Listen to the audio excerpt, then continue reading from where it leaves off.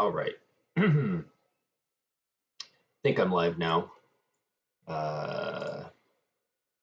Hopefully this is working.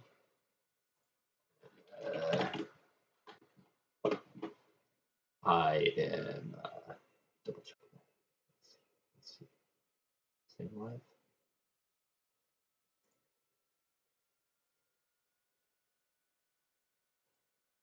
Cool. Okay. I think I'm good. Let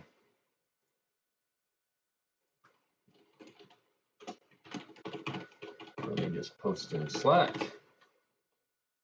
All right. So, welcome everybody. This is my tournament report for the U.S. Nationals Star Wars CCG tournament that took place in Minnesota about a week and a half ago. It was the weekend, it was on the 16th and 17th of July 2022. In this, for the next couple hours,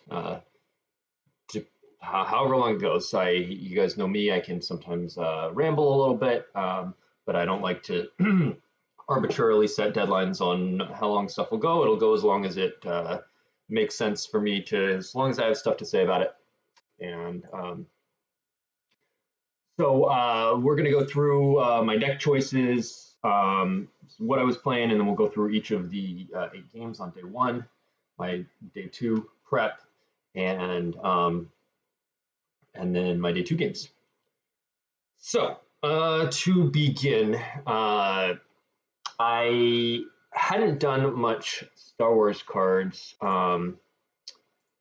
in Indoor was beginning of April. Actually, all of 2022, I've been just quite busy with life, and I've had a lot of trips, a couple Star Wars trips, but mostly other weekend trips. Lots of friends, and I made my goal to have 2022 be a very social year, and so I've been having friends come stay at my house. I'm going to a buddy's house, his cabin out in the woods. I've been doing a lot of hiking, and I just started an improv class a couple weeks ago. I've been doing some curling.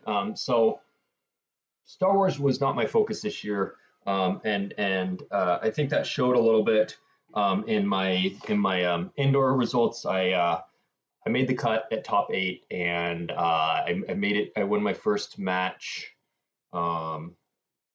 against Tacoville, but then I lost to Brad Reinhold in the semifinals. I didn't do a tournament report for that event.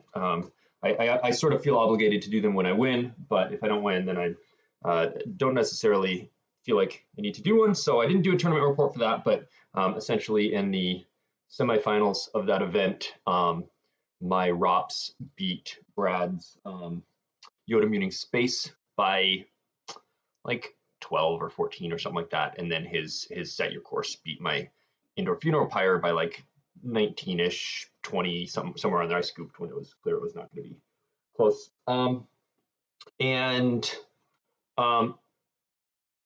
So coming into Nationals, pretty much the only games I played between April and July were the 12 OCS games a month. And I did play in the PC20 event. I went 5-1 in that. But I also sort of was slumping in the OCS. I went 8-4 in one month, which tied my worst record ever. And then I went like 7-5 in the next one, which set my low bar. So I just hadn't been playing great. I hadn't been playing a lot at all. And Dan says, I look tired. Am I sure I can give 5 hours for this? I got not sponsored some Mountain Dew here, so we'll give it a shot. I don't think this should be 5 hours. I hope it won't be 5 hours. But we'll see. I am a little bit tired. I had my kids for the last week and a half since I got home from Nationals, so I definitely could use a little bit of a rest. So I hadn't been playing that well, after the fourth at indoor, just the 8-4 and 7-5 in the OCS, and those were the only games I'd played. And on top of it, Hayes was not going to be attending this event.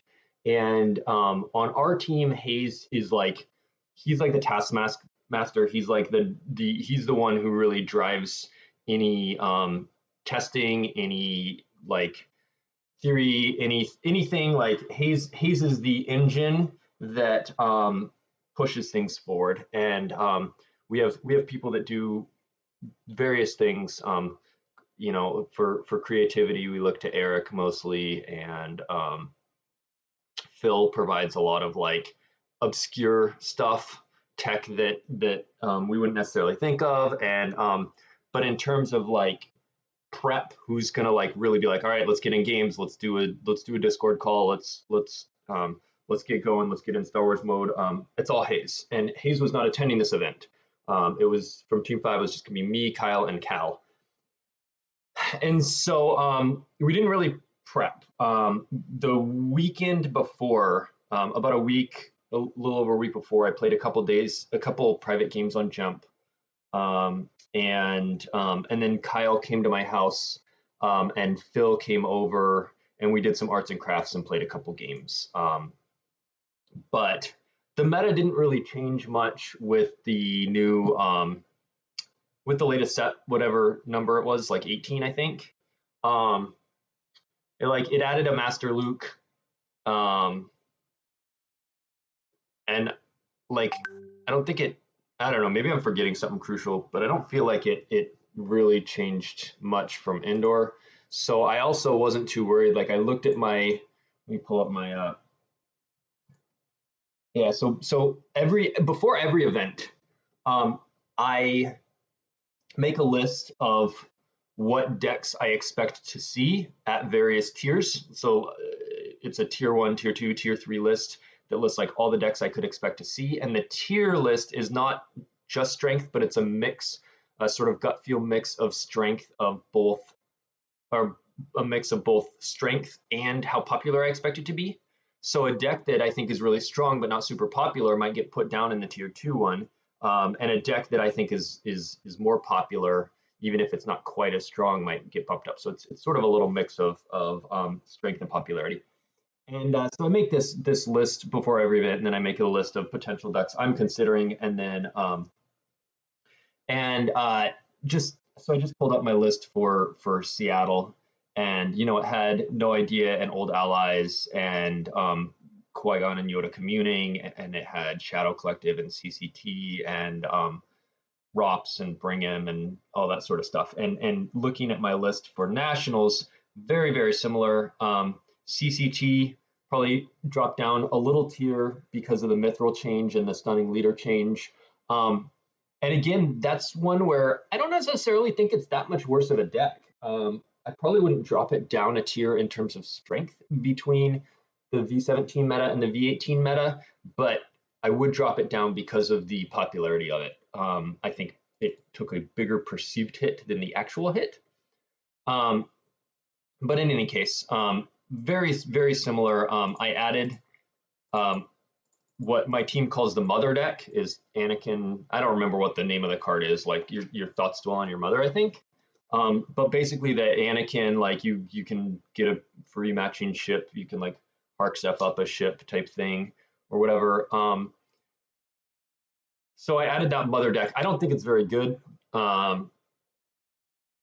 It's worse than other mains variants. So, but also I don't have a lot of experience playing with it. I think I've played 0 games with it, and I played 1 game against it in the OCS like 3 months ago, and I beat it. It was like at the very beginning of May, or maybe the very beginning of June or whatever. I don't know. I played 1 game against it, and then Friday night before the event against Brad Reinhold, I played 1 game against it because he thought it might be decent, and I was like, I don't think it's very good, and so we went back to his hotel room and I just beat it. And so I've only played 2 games against it and 1 game with it. I just don't think it's that good of a deck. So like I added it to my list when I'm looking, here between indoor and nationals. Like But other than that, basically the meta didn't change. I'm wondering if it's going to be very similar for Worlds. You know, a lot of the new stuff that has been spoiled the last few days looks fun. I don't know how powerful it is. I don't know how powerful the Lothal stuff will be. But that's other than that.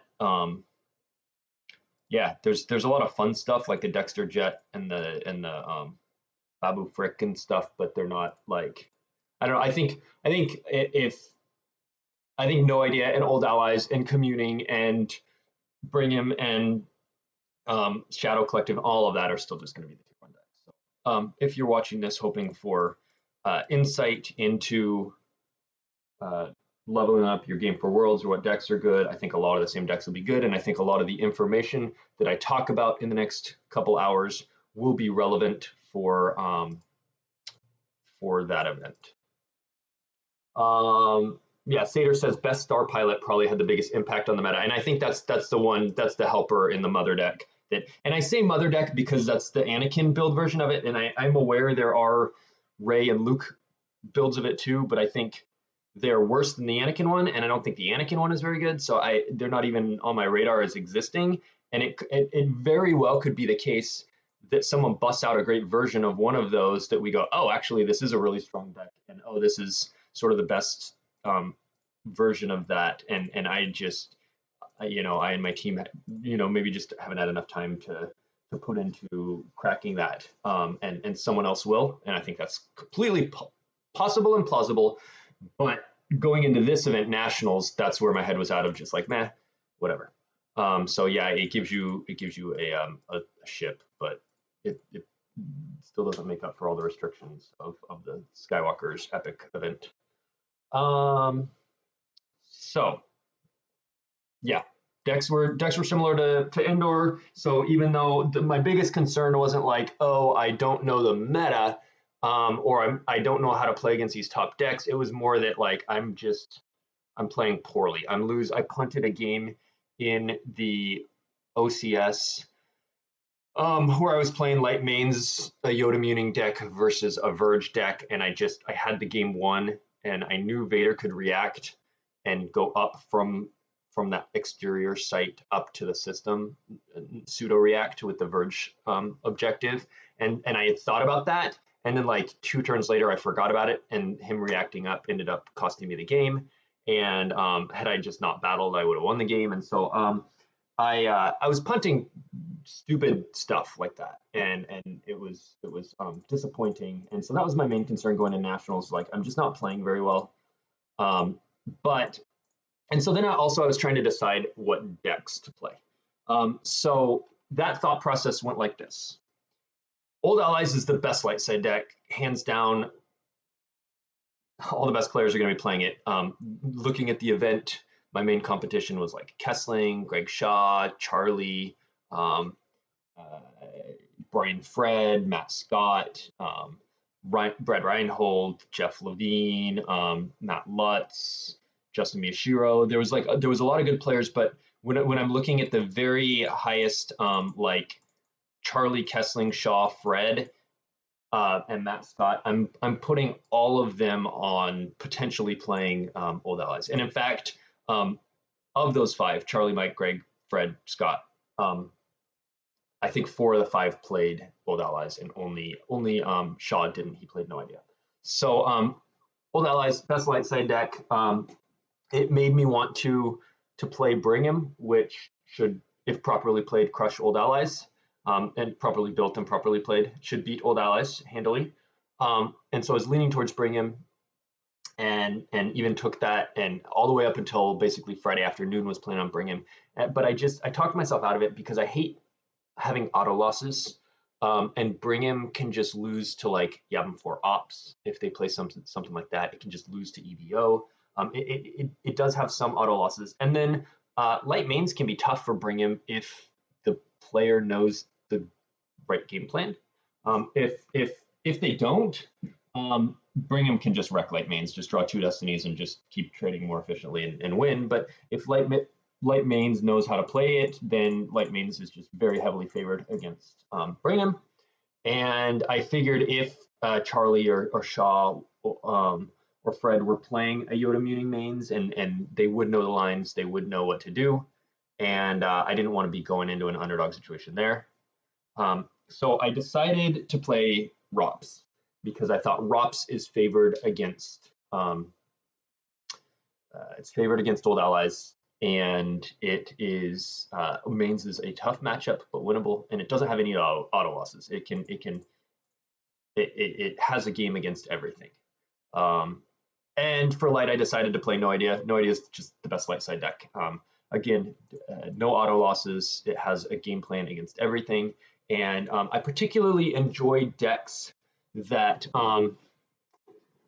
have outs against everything, no auto losses, and that you get a chance to outplay your opponents, to have them make a mistake and you be able to, because you can, like, I can outplay a bad like 70-30 matchup, but I can't outplay, or even a 90-10 matchup in the right circumstances, but I can't outplay a 100-0 matchup auto loss.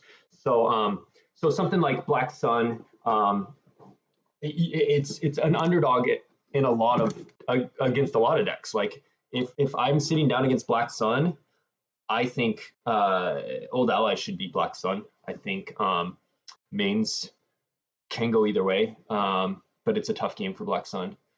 So I think, but it has play against everything. So I tend to like those decks. So I picked Old Allies because it was the best light deck. Actually, let me go ahead and just pull up some lists here. I do this button, and then I do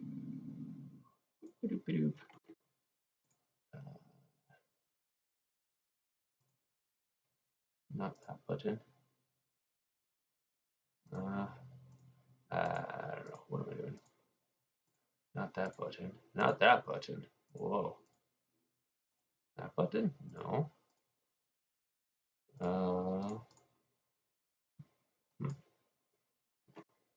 Sorry. I'm gonna get this working.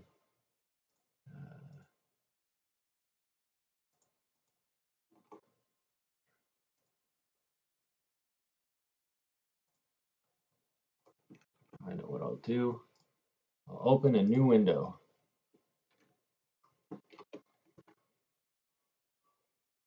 You are not logged in. Okay. Deck builder. Is that working? I think that's working. Here we go. Okay, I just downloaded the decks. Oh, let me extract them.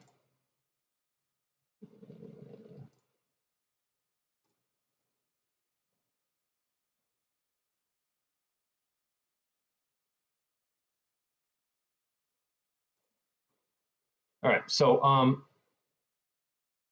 what's oh, Olson, that's me.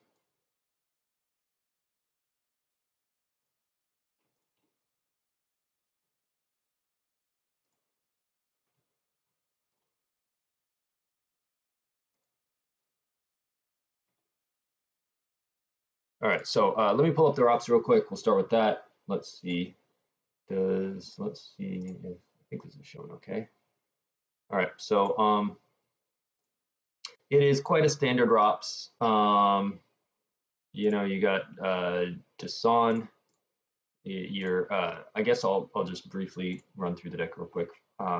You start Arrest Order, Insignificant Rebellion, and Indoor Shield via Moment of Triumph. And then your turn one, you pull Executor Docking Bay with Arrest Order, you pull a Site with your objective, you pull this with Iridu with Moment of Triumph, you pull Piet, not in this order, Piet before you activate, usually Piet Nozzle. And then you deploy Piet to the Executor Docking Bay, pull Dasan, and then your next turn, Dasan will start pulling you your shuttles to go to space. Vengeance is pulled by Death Squadron, which also pulls the Blizzard 8. And then you run a bunch of Imperials and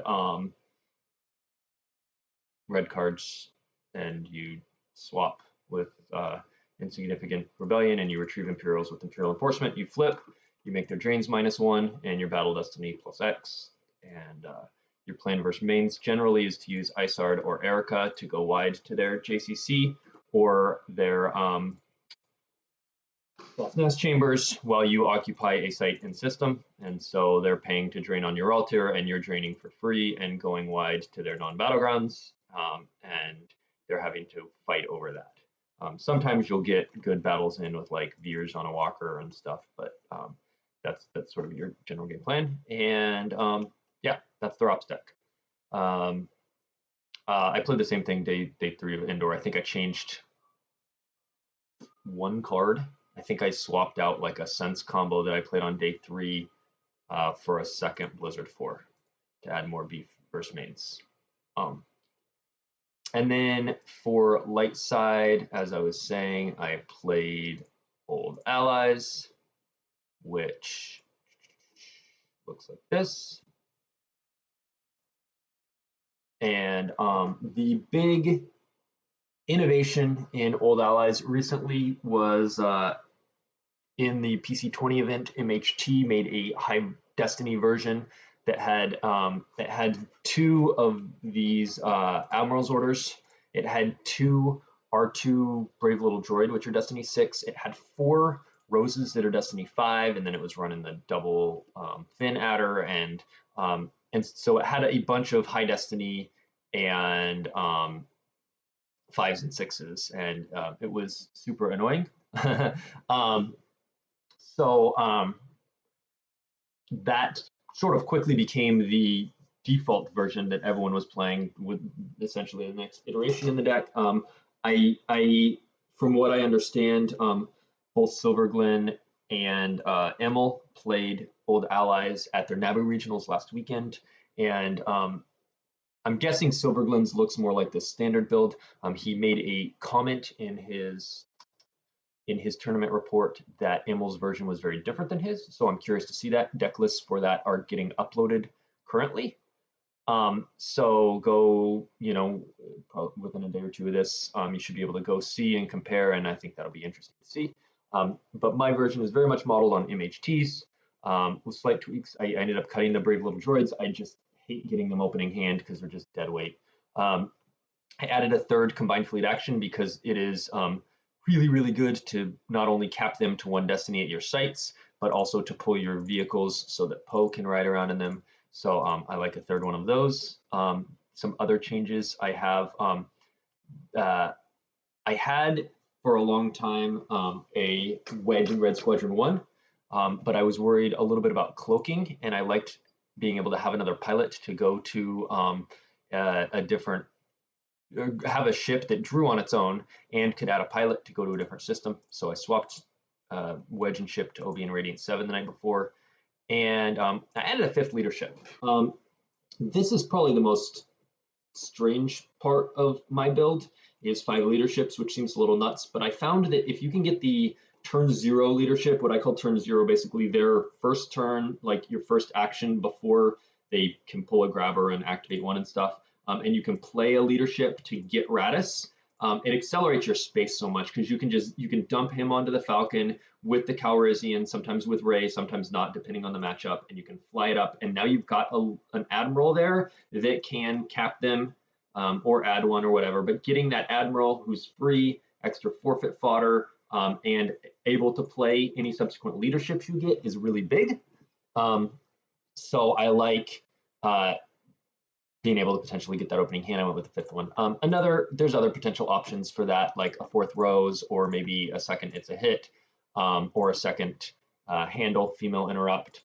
But yeah, I went with the extra leadership, hoping to get more opening hand to be able to get out that Radis. Okay, so let's go into my games.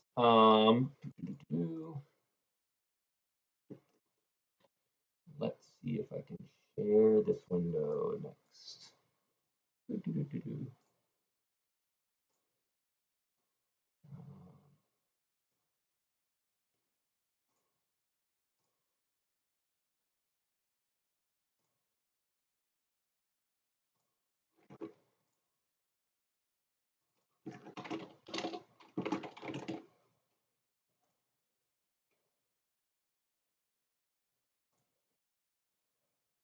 All right, I am now sharing my notepad. file here I'll just be able to type up some notes for you in that window. So game one, I have the pairings thread open. Game one, I was Dark Side versus Brandon. And when I sat down, I didn't know Brandon. I didn't recognize him immediately based on his actual name. I don't know if I would recognize his gym name. No, actually, I asked him what it was, and he said he doesn't go on much, and it was like some obscure name, whatever. But so I sat down and I thought, okay, cool. This is just like a Minnesota local guy. This should be a pretty easy like warm up game. But it was not. This dude played really, really well. He was playing a Yoda Muning, and it was not a space Yoda Muning like I was hoping. When he flipped over his starting effects, there was no squadron assignments. There was a Cytor, and we're leaving and Walkling. So I was like, all right, we're in for a fight. But I figured he'd like make some mistakes. And he just played it super solidly. He was just all over my sights with Qui-Gon with Saber Meditation and Mason Saber, and I was scrambling to try and get in a little bit of damage and maneuver around. And we did that for about 50 minutes until finally, and he was basically ahead a little bit, and we were just trading down damage, and we were both around 15 life force. And or maybe he was at about 20 to my 15 when I was finally able to track around some sixes, I think. And so at that point, I was able to like trample a dude and draw a couple destiny and overflow Leia for like 8, and that got him down to like 10 life force. And because he was paying to drain and I wasn't, I then was basically able to squeak ahead in the final closing minutes of the game. But it was like a very well played, stressful ROPS versus Maidens game. So game two, I was Old Allies, and I was versus Kessling's Shadow Collective. And this was one of those games where just like a lot went wrong. His turn one was like Maul and Saber and warp him to his like 2-2. Or I mean his 2-0 from the 1-2-0 to the other 2-0 to the first light 2-0. And draw or save or whatever. My turn one, I go to pull a sight, and I activated Race Hut and I activated the Tunnel Village. So I have to put out the 2-2, which is super annoying. And then I think I dropped like Calrissian and maybe Radis and just like fly up. Or maybe I also drop Rey and move her on and fly up. And his turn, he goes like Guy, like Danik Jericho, I think. Danik and Blaster and a Blaster on Maul. And Danik went to the 2-2, and Maul warps over to the 2-2. So he's got like Danik and Blaster, Maul with Saber and Blaster. That way he can forfeit him used. So he can forfeit basically worth 6 used. And so my turn, I get out Ray's Hut, and I think Tunnel Village. I think I'd drawn into one of them, and I pull the other with the objective. And I drop. I think I play like Lorsan and Tekka or whatever. I play a couple guys and Ray and maybe like a Poe and Speeder, but essentially he comes down and I flip and consolidate to one site, and he opts not to drain, and he comes down with like 3 dudes and 2 blasters, and one of them is like Dr. E, and he like hits and operates, and I subtract 2 so he doesn't hit the other one, but he basically trades. He goes a gun, 2 guns used or something like that, and I lose a couple guys. I think I fin reacted, and then his first action was to shoot Finn, and I used the subtract 2 to make it miss so that I could add. Yeah. So this was this battle. He battled. I fin reacted for free because Ray was there on the ground, and his first action he shoots at Finn. I used the subtract 2 to make it miss, and he has to use his one from Maul because he drew like I don't know, whatever. I use a subtract to make a miss Finn, and then I play the adder to add 2. And then he like hits a dude and operates, and then I don't know. I think he adds a destiny with somebody, with Lawless Time, or uh, somehow he adds a destiny. But I drew for my 3 destinies. I drew 3. It's a hit, and then 1/1 Akbar and like another Finn or something. So I drew 3/1/1, and Ray added 1 to the total. So I had a total of 6. So he just sent 2 guns used, and I had to lose a character or whatever. He flipped like a 7 and added 1, so I lost like 2 guys. And I believe I had like a second Finn adder in hand, and he had Dr. E and a bunch of crap.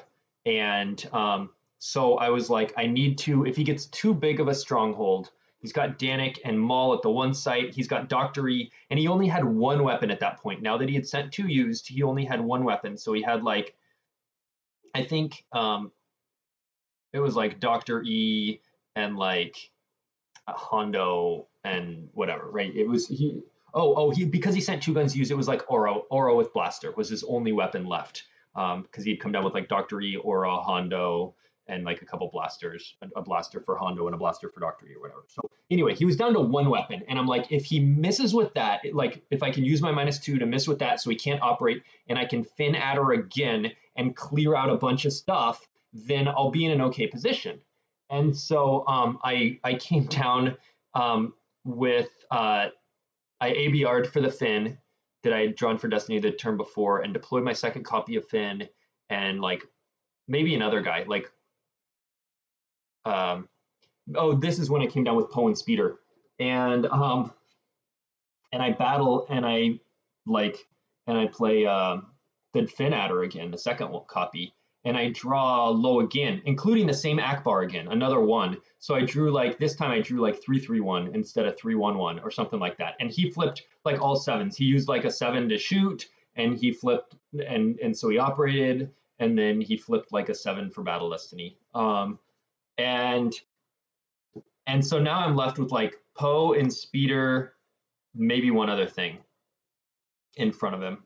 And he comes down with Shizor and something else, and this time he battles and he flips like all 6s and 7s. Dr. E hit anybody who was outside, operated on them. Poe and Speeder get no destiny because Shizor, and I have to lose Poe, Speeder, and 11. I'm completely cleared off the ground and flipped back, and so it's on his turn 3 that I concede. Because once I peel 11, I'm not going to come back in that game, especially with no ground presence and being flipped back. And he's left with Dr. E, Shizor with gun, like a Hondo, and then Maul and Saber and Danik at the other side. And it was just like, so it was basically like his turn 1, Maul, my turn 1, miss my sight pull, fly up. His turn 2, Danik, sights. Oh, so I guess it was his turn 4. My turn 2, flip. His turn 3, battle. I react, draw bad with my Finn adder. He just sends gun used. My turn, I'm like, I have to clear out all these guys. Another Finn, battle, Destiny adder, draw bad again. And his turn, Shizor, bunch of guys overflow me for 11 plus and flip me back. And so I concede, I scoop. He drew many 7s, I drew many 1s, but also it's a hard matchup for Old Allies anyways, and Mike Kessling is a great player, so it very well, even without any of that variance, it would have been massively uphill. But with all the variance going against me of bad destinies, his good destinies, and activating the hut and all that stuff, it wasn't even a game. That was my only quick game of the day. So I realized that I had chose grindy decks when I chose ROPS and Old Allies, and I knew that it was going to be a long day, 8 games of grinding. But it was a long day. That was my only one that finished up really quick. I actually only timed out 1 game. It was not with the ROPS, it was with the Old Allies against the CCT player. Corey was just playing very slow. Thinking through all his moves, he had to IG every turn, all of that sort of stuff. We'll get to that game in a little bit. But so I only timed out 1 of the 8 games, but of the 7, this one that was quick, of the other 7 besides this game, they all went almost to time, like within, you know, a couple minutes of time. So it was a long day. So now I'm 1-1, and I am facing somebody else. Who, you ask? It's a good question. I am facing Ming. Ming is playing Map, and I am playing Old Allies. And luckily, I know this game plan. So most of Star Wars card playing is knowing the right lines. People vastly underestimate knowing what to do. And I think people just top players just like play well because they are playing like innovatively, or most of Star Wars cards is knowing the right line, and then it gets interesting at the top level when you both know the right line, and then it deviates. It's like, okay, you know, Old Allies knows Rops is favored, so that means Old Allies has to go over to Raltier to, you know, flip them back or stop the flip, which means Raltier, the Rops player knows that, so they need to do this to counter that. So they need to, and you get into the different. But if you're a player who doesn't know the lines and you're like, I'm gonna go flip my objective and do that, and Rob's like, cool, I flipped mine as well, and now I'm just way ahead. When you don't know the lines, you're at a huge disadvantage. And so after Nationals was over, Stefan de Vos from the Netherlands messaged me, and he's like, hey, I'm going to be playing in Naboo, the Naboo regional this weekend, and I have some questions about your decks. I'm thinking about playing Robson, or I'm thinking about playing Map and Old Allies. Would you mind chatting with me a little bit about, like, what do I do? How do I, and so he's like, what's the game plan of Map versus mains? What's the game plan of Maps versus Old Allies? What's it? And so, like, I sent him, you know, we were chatting on WhatsApp, and I sent him these, you know, 8 or 10 minute messages, because I can ramble, you know, or 5 to 7 minute messages, whatever they were. But I probably sent him, you know, 30 minutes plus worth of audio just explaining, here are lines for this. Here's what you need to do here. Here's why these card choices. Here's what you're looking for. Here's what they can do to counter that. Here's what you're going to do in response. Da da da da da. Just running down all these sort of scenarios. And so then a few days later, when Jeff asked me, like, hey, what are the lines for these decks, I was able to just like forward that over. Because like knowing those things just puts you so far ahead. So like I literally, you know, 5 days ago did like a little discourse on, if you are Map, here's what you do against Old Allies. And then I did the opposite. If you are Old Allies, here's what you do against Map. And it was actually when I first learned, or like realized like, hey, I'm decent, like I'm pretty good at this game. It was in 2009. And I had been fine, like a solid good player for a long time. I won states, Washington States, the first Washington States back in 2000 was my first tournament win, and then a few weeks after that, I won a Portland Grand Slam, which was a series of tournaments Decipher was doing back in 2000. And I was a decent player. Looking back now, I was a scrub, but like I was a decent player. I never made the top 8 of Worlds until 2009. And that was a Worlds with a weird meta. It was right after they had done, not a reset, but essentially whatever they called it, a revolution, a re-edit, one of those rewords that they had just like wiped and changed a bunch of stuff and tweaked power levels and mass errata, like 100 plus cards. And the top 2 decks were Throne Room and TTO. And I was playing both those. And I had played that summer a ton on Holotable versus mostly against Tom Kelly. And I was like really in shape. Like I knew so much stuff inside and out, backwards and forwards. And I played against Mike French, who was a friend of mine, and we had worked on decks together. I played against Mike French day one, and I was TTO and he was Throne Room, or he was Throne Room and I was TTO. I don't remember which happened first, but both of them happened. And we sat down, and I beat him with TTO versus Throne Room. And then like 2 games later, we were matched up, and I beat him with Throne Room versus TTO. I beat him with both sides of it. And that's when I first realized, like, hey, I'm pretty decent at this game. That to me is like the measure of skill, of if you can take either side of the match and win it. It doesn't matter which one you're sitting down with. You know the lines better. You know the plays better. You can outplay them regardless of which side you're sitting on of the table you're sitting on, right? And that's when I first realized that in 2009. And that was the first time I actually made a day 3 of Worlds. And then I lost in the first round to Jan Westergaard, who just crushed me. But this is the case right now with like map Old Allies. Like I was playing Old Allies. I had plenty of experience with map. And I know what lines I need to take as each side, and I know, and it can go either way if you're playing against a top player who knows both. But this was a case where, you know, Ming, I knew what I wanted to do against him. Let's see. Let me check the chat real quick. Carl says it's a mental grind playing Old Allies and Reps. It sure is, and we sort of are in a meta, and have been for a few years, where battling is not encouraged.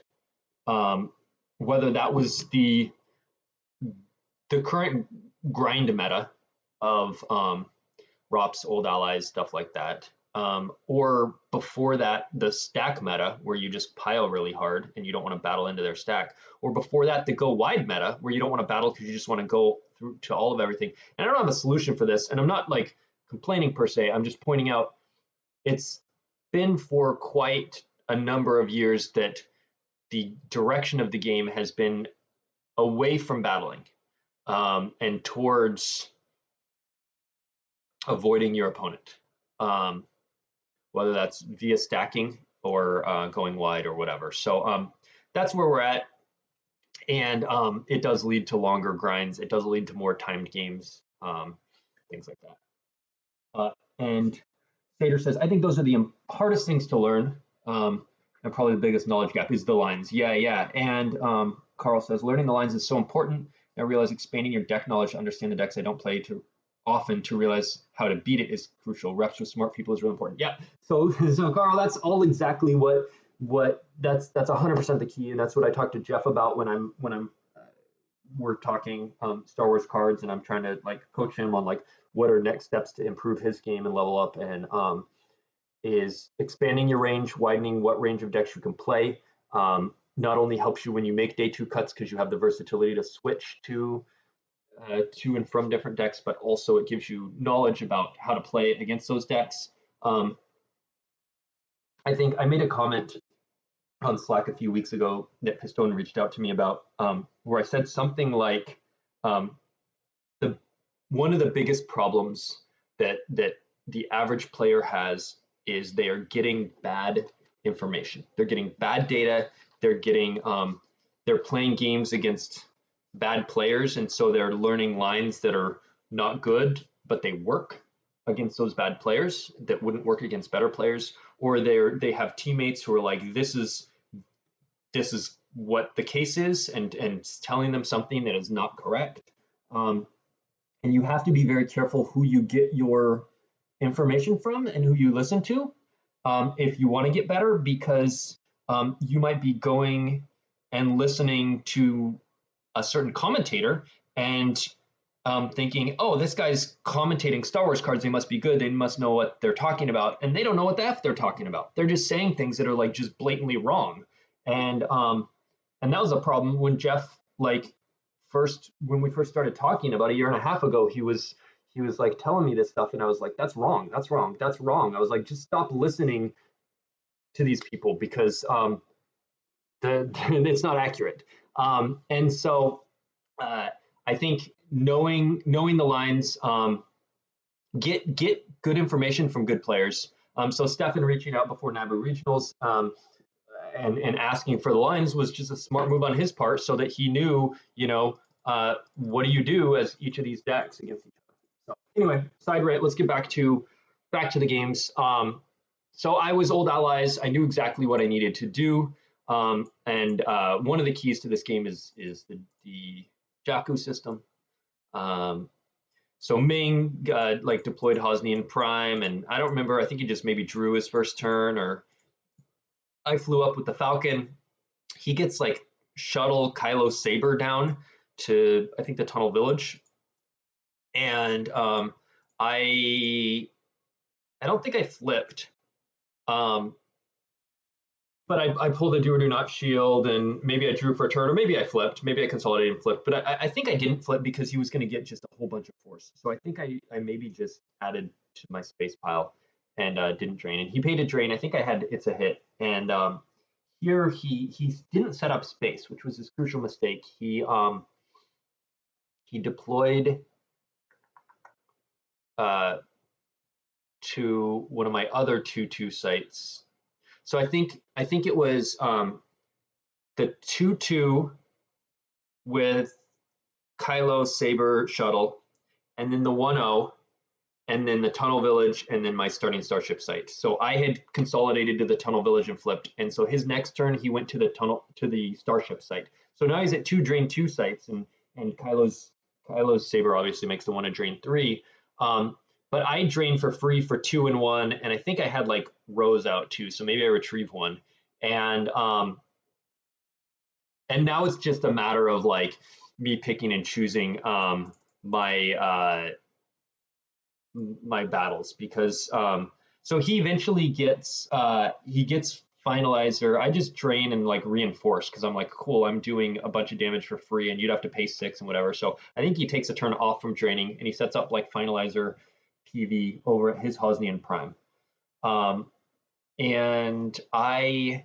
I can just reduce that down to 1 with my objective. So again, I think maybe at some point I throw like a Poe and Speeder at him, and but basically Kylo sort of just sits over, just draining and doing some damage, and I'm mostly we're mostly bouncing back and forth between our 2 sites, and I'm just sitting draining for 2 with the system over and over. And when we get into battles, it's more advantageous for me because I am able to do -2 with my objective, and he's getting plus attrition with pride, but he focused too much on the ground instead of the system. So he eventually does move over to the system, and we fight. But by then, command is grabbed, so he only gets like 1 command off in a space battle before he has to start running. But I crack his immunity and clear off like 4 dudes on there, and he's only left with just like an empty finalizer and has to start running. And then he's chasing on the ground for a little while until I get a better setup. And I think at one point maybe he like Ellis's Kylo over and gets in a good battle, but I'm just able to come back and get in a better one. So yeah, my objective -2 is doing work. My objective reducing the damage, the drain at Hosnian Prime, did some work for a while until he eventually had to challenge me, and by then I just was too big in space. So I was able to take that game. So now I am 2 and 1, and my next game I face Shaw, who's playing No Idea, and I have ROPS. This game was streamed, so you can go watch it. My recollection is probably quite terrible on it, but essentially turn 1 I go with Piet and Dasan to my Ralter docking bay, thinking it's going to make his any guys that are pilots deploy +1, whereas if I leave them at the executor docking bay, all his guys are spies anyway, and he can attack and not have to pay the +1. So I'm like, cool, if any of them are spies. Well, he gets a Leia Organa, who's not a pilot, and a Baze, who's not a pilot, in his opening hand, which is a perfect hand. So he comes down with both of them, and he fights me, and Baze shoots Dasan, and Leia adds Destiny to power, I think. And yeah, and then we draw Destiny, and then he forfeits Baze. He forfeits first, so he forfeits Baze, and he fires again and hits Piet. And so I lose both of them. They're both forfeit 0, and I have to peel 4, which was super annoying. Because now, I mean, that was essentially at that point was game over, simply because I had no ships in hand and didn't find any other ships all game. And you can't pay to drain, and you can't. So I come down with an Inquisitor on top of Leia, and I battle her, and we both draw Destiny. I draw high enough to clear Leia, but and I close call -3 his destiny, so I don't lose my Inquisitor. So I killed Leia. I had to lose a close call to do it. His next turn, he sets up like Leia at the vault. I think he must have played like Unita, I guess, to get her back. He sets up Leia at the vault, and I believe he had pulled a Hujix with a escape pod combo, so I wasn't going to go all in on beating her up. But I dropped a couple guys on top of Leia and battled her, and I drew poorly and he drew well, and we decided Leia was immune to attrition because she's immune less than 3, and I drew like a 1. We forgot that the vault text cancels all immunity, so he kept Leia, and I had to just run a character out to the beach, and he came down and beat up on that beach character. And at one, so I threw a couple other random characters at him throughout the rest of the game. I threw like an EPP Vader and stuff at his beach, but he kept his loss pile super low with just kept drawing spies and retrieving, and he was just doing constant damage, and I wasn't getting anything through. I think he ended the game with like 5 cards in loss pile or something, and I had like 15 or 20 before I finally scooped. So came down to that opening turn 1 where he was just able to clear my guys. The overflow wasn't a big deal, but losing to Son, I never got a ship all game, and so it was pointless. Like I never even bothered to go and flip, because flipping would have made his drains -1, and it would have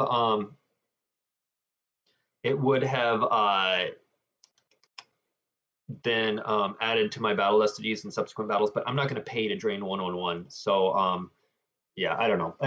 Anyway, I played very poorly.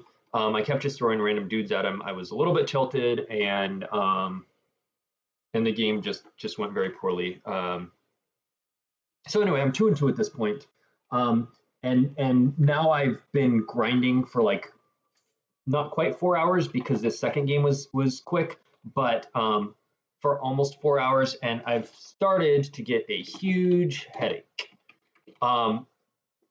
I realized a number of years ago, it must have been, I don't know what year it was, but it was quite a few years ago. I realized when I play Star Wars cards in my contacts, if I'm focused for that long for hours, I get a headache playing Star Wars cards. I can't help it. And so I, for years, have just played majors in my glasses, and it works great. It's phenomenal. But because this event we were wearing masks because of COVID, the masks fog up my glasses. So I was wearing my contacts to go with the mask, and I start to get just an awful headache. And at this point, obviously, I also have to go 4-0. I have to win out to guarantee make it. Theoretically, if I went 3-1 and finished 5-3, I could make the cut, because probably some 5-3s will make it, and it turns out some of them did.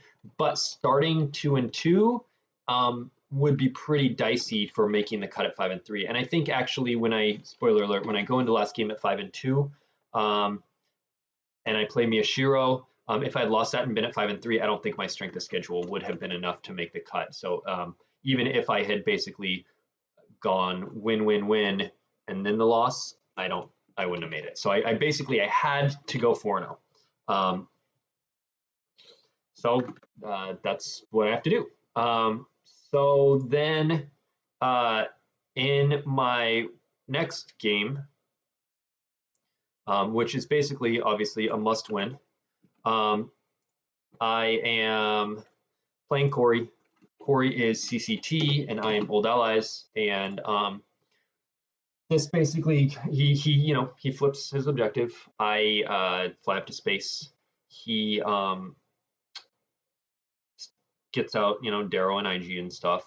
I ABR for I think I flip, and I also ABR for the dude who makes your drains +1 when you have 10 and lost, Beaumont Kin.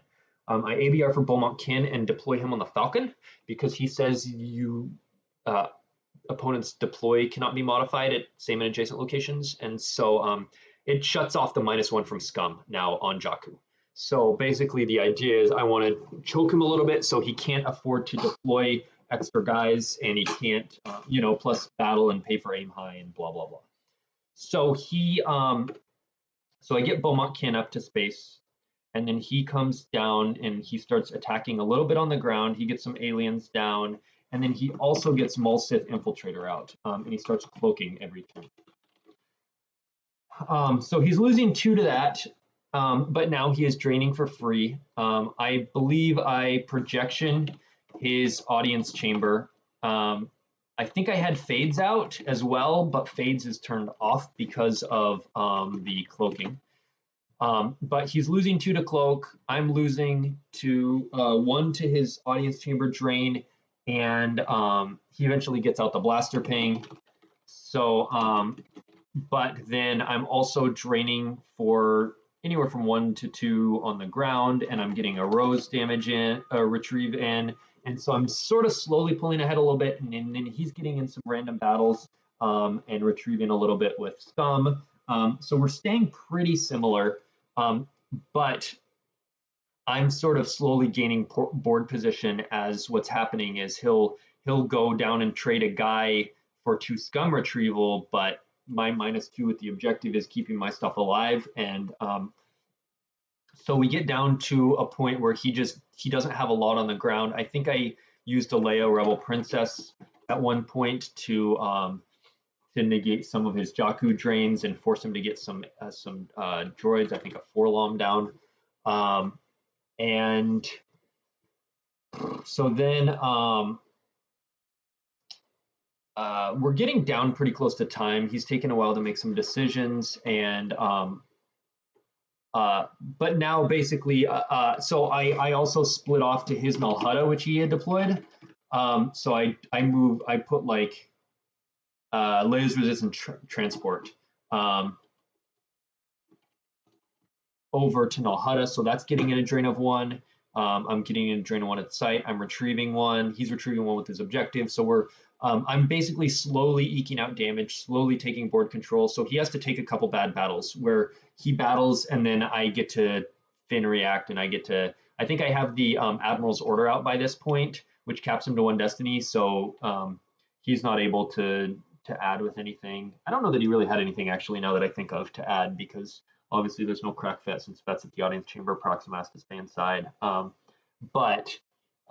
So he's getting 1 destiny. I'm often getting more than 1 because I have Admiral Yuo, or I have a leadership to go with like General Leia, who I think will replace Leia Rebel Princess. Maybe not, because I don't know if I had the Admiral's Order effect or she suspended it. But I think I do eventually replace the Leia, and I get in some battles where I'm retrieving with her, and slowly take over the Jakku sites. And so time is called. I'm up by like 4 or 5 life force, plus I'm fairly ahead on the board state. If we went to a long game, I would win. So so that game timed out, but would have been a win either way. So now I am 3-2, and Corey subsequently played a bunch of werewords and Secret Hitler with us that night, and it was awesome. So shout out to Corey for playing games with us. My next game was against Casey. Casey was playing EBO, and I was playing the ROPS. Now my ROPS has Decree non-V, which shuts off force strain bonuses if you control 2 systems and a site, a planet site, or if you control 2 rebel base locations. Obviously, EBO puts out a lot of rebel base locations. So I know all I have to do is find Decree and go to 2 of his Hoth sites and shut off his drain bonuses. And if I flip, then Hoth itself is a drain of 0. And so really the only place he can drain me is like my system. But he plays really well. He doesn't deploy any other system. So there's just Hoth, Iridu, and Raltir on table. And he just gets up a ton of ships at both.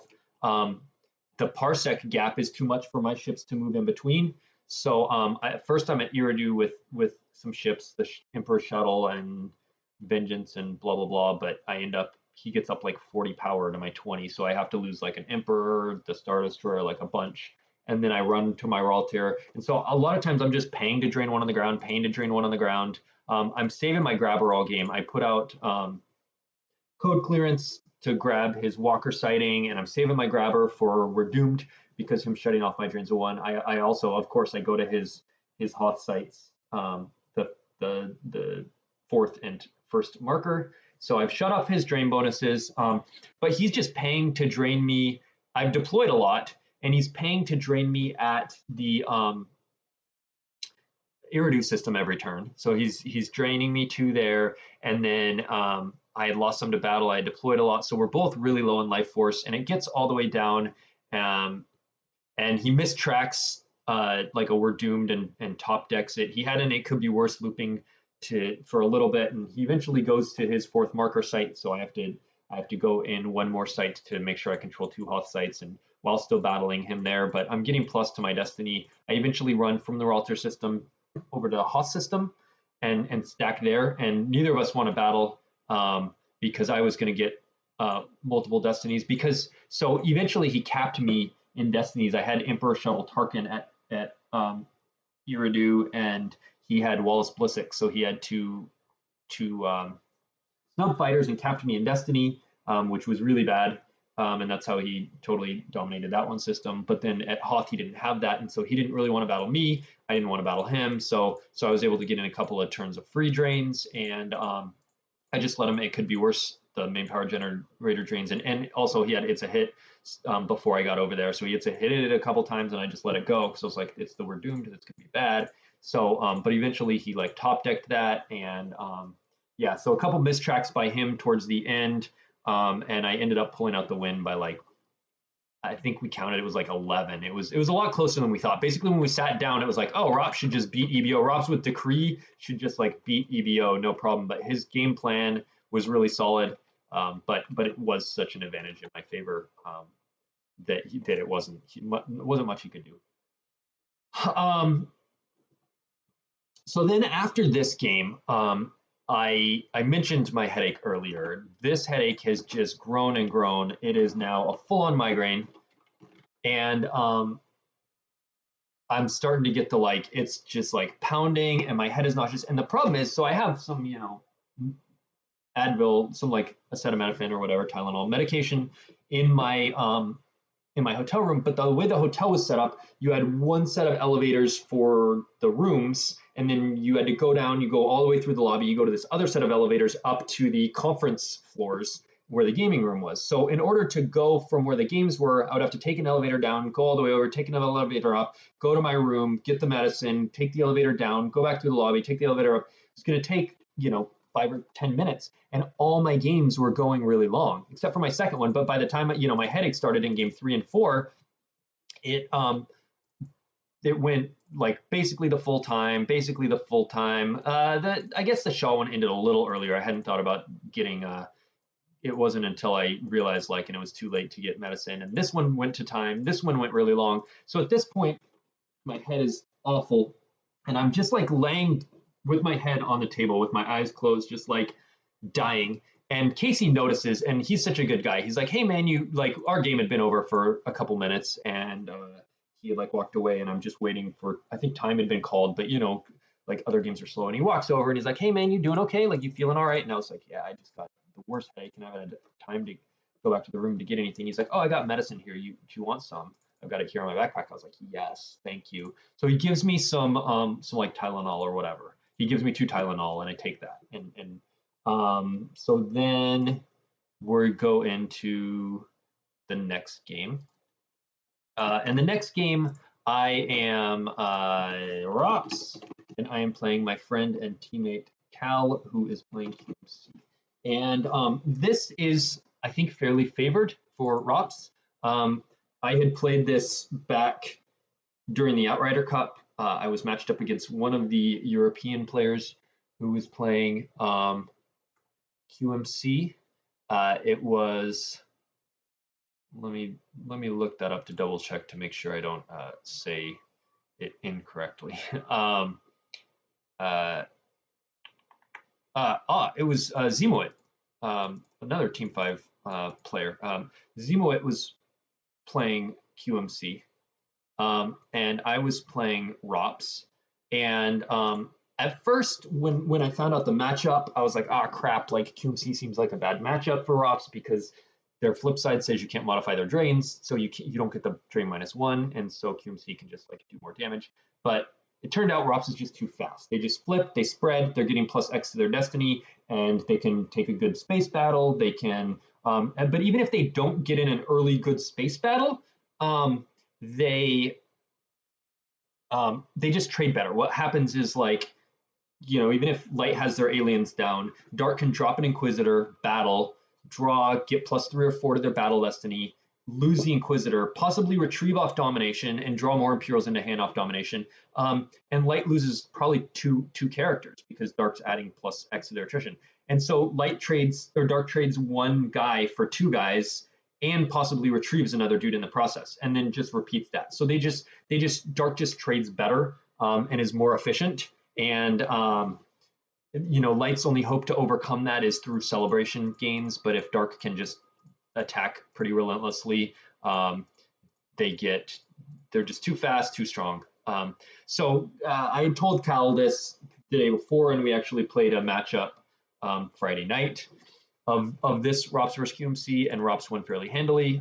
This game, I just got a great start. I had like Emperor, Shuttle, Ozzel, Vengeance. Like I had everything. So he does his Hark come down, and I go like Shuttle, Emperor, and he doesn't have a barrier. He was bluffing a barrier. And so I come down with like Shuttle. And my plan was basically, I'm going to do Shuttle, and he's going to barrier. I'm going to bait the barrier. He's going to barrier Shuttle.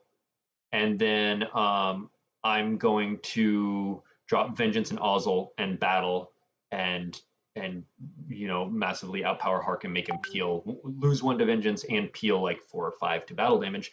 But instead, in order to keep Hark around, but instead he didn't have the barrier. Maybe I didn't have Emperor, so maybe I just did like empty Shuttle as the bluff, and then I did like Shuttle, Vengeance, Ozzel. I don't remember if I had Emperor or not, but either way, basically I cleared Hark and ship and like 2. And so that set him back so much that from then on, it wasn't like he actually made it a game, and he got me down to like 10 or 15 because I think he came down with like Han, Chewie, Falcon, Wild Card, and Smugglers, and he flips, and he was like outpowering me and making me lose multiple stuff in space. So and then, but because I was getting plus X to my destinies, he was losing a lot of stuff too. And so we were trading, and eventually I think he kicked me off the Bespin system, but I was able to find my masterful move to cancel a celebration, and I was just constantly draining like 2 down at Iridu with just like an empty Vader Shuttle holding barrier, knowing that all the ships in his deck were committed, and draining like 1/1/1 at the sites and just sort of putting on constant damage while we traded over at Bespin. So I was able to win that. So at this point, I am, I guess after the EVO versus Rops game, I was 4-2. So at this point, I am 5-2. Casey, such a good guy, comes over. He asks me like, "You doing any better?" And I'm like, "Yeah, my head still hurts." So he gives me 2 Advil. Like the first time, I think he gave me 2 Tylenol. Now he gives me 2 Advil. He had both. So like now I've taken 4 things, and now my head starts to clear up a little better. It definitely like stemmed the like, this is migraine getting worse and worse. I'm getting to the nausea phase to like, okay, this is getting down to like manageable normal headache type thing. So that was super nice of him.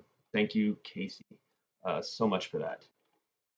Okay, so the last game, once again, a win and end, 4 of those in a row. I was playing against Justin Miyashiro, and he is Brigham, and I am Old Allies. Now, Brigham is very rough for Old Allies because they just throw Thrawn. They command to get out Thrawn V, pop him to a site, turn off your Admiral's Order so you're not capping them in Destiny. They leave him with Vader so that you can't come down and use Chewie to hit him with Chewie's bowcaster, because Vader will just blank Chewie. So you put him with Vader to protect him, turn off your Admiral's Order, and now you can just get 2 Destiny at every site. And plus, on top of that, they can be like Maul in his Sith Infiltrator with, like Pride, and be getting multiple Destinies. And so basically you have to have enough stuff stacked in space that they can't just be like Maul battle, flip 2 destinies that are +1 each with Maul, clear out a bunch of your stuff, and now you're like, oh boy. And but you can't, and if you're stacking a bunch in space and you don't have as much on the ground, and then they clear you out with Emperor's Power, multiple destinies on the ground because Thrawn's suspending things. So it's a really rough match. Miyashiro, though, is playing an interesting version of Bring Him that utilizes Force Servitude. Silence is Golden. It runs like 5 BB9s and Force Servitude to soak up damage. And the plan is you stick Maul on the system, put Force Servitude there, and you just cloak, and hopefully you just lose a droid to the cloaking, so it covers force loss up to its forfeit value, so only you have to lose 1 to cloak instead of 2. And you get a guy over to your Cloud City Incinerator to retrieve the droids, and you get out an Erica V to retrieve, and that's the game plan. I knew Brad Reinhold had designed this dark deck, and we had talked about it. He had sent it to me a couple weeks before the event, and we talked a little bit about it and tweaks and stuff like that. So I knew what was coming. I knew what to expect. So what I did is I went kind of fast to start piling on damage before he could really get that whole setup, the whole retrieval loop setup, and all of that. So I went up to the system. I went to 2 sites and flipped and consolidated my 2/2. So I'm draining 2 at the system, 2 at the site. I retrieve 1 with Rose for maybe a turn, if that, because he obviously plays plenty of BB9s, which he throws in front of Rose.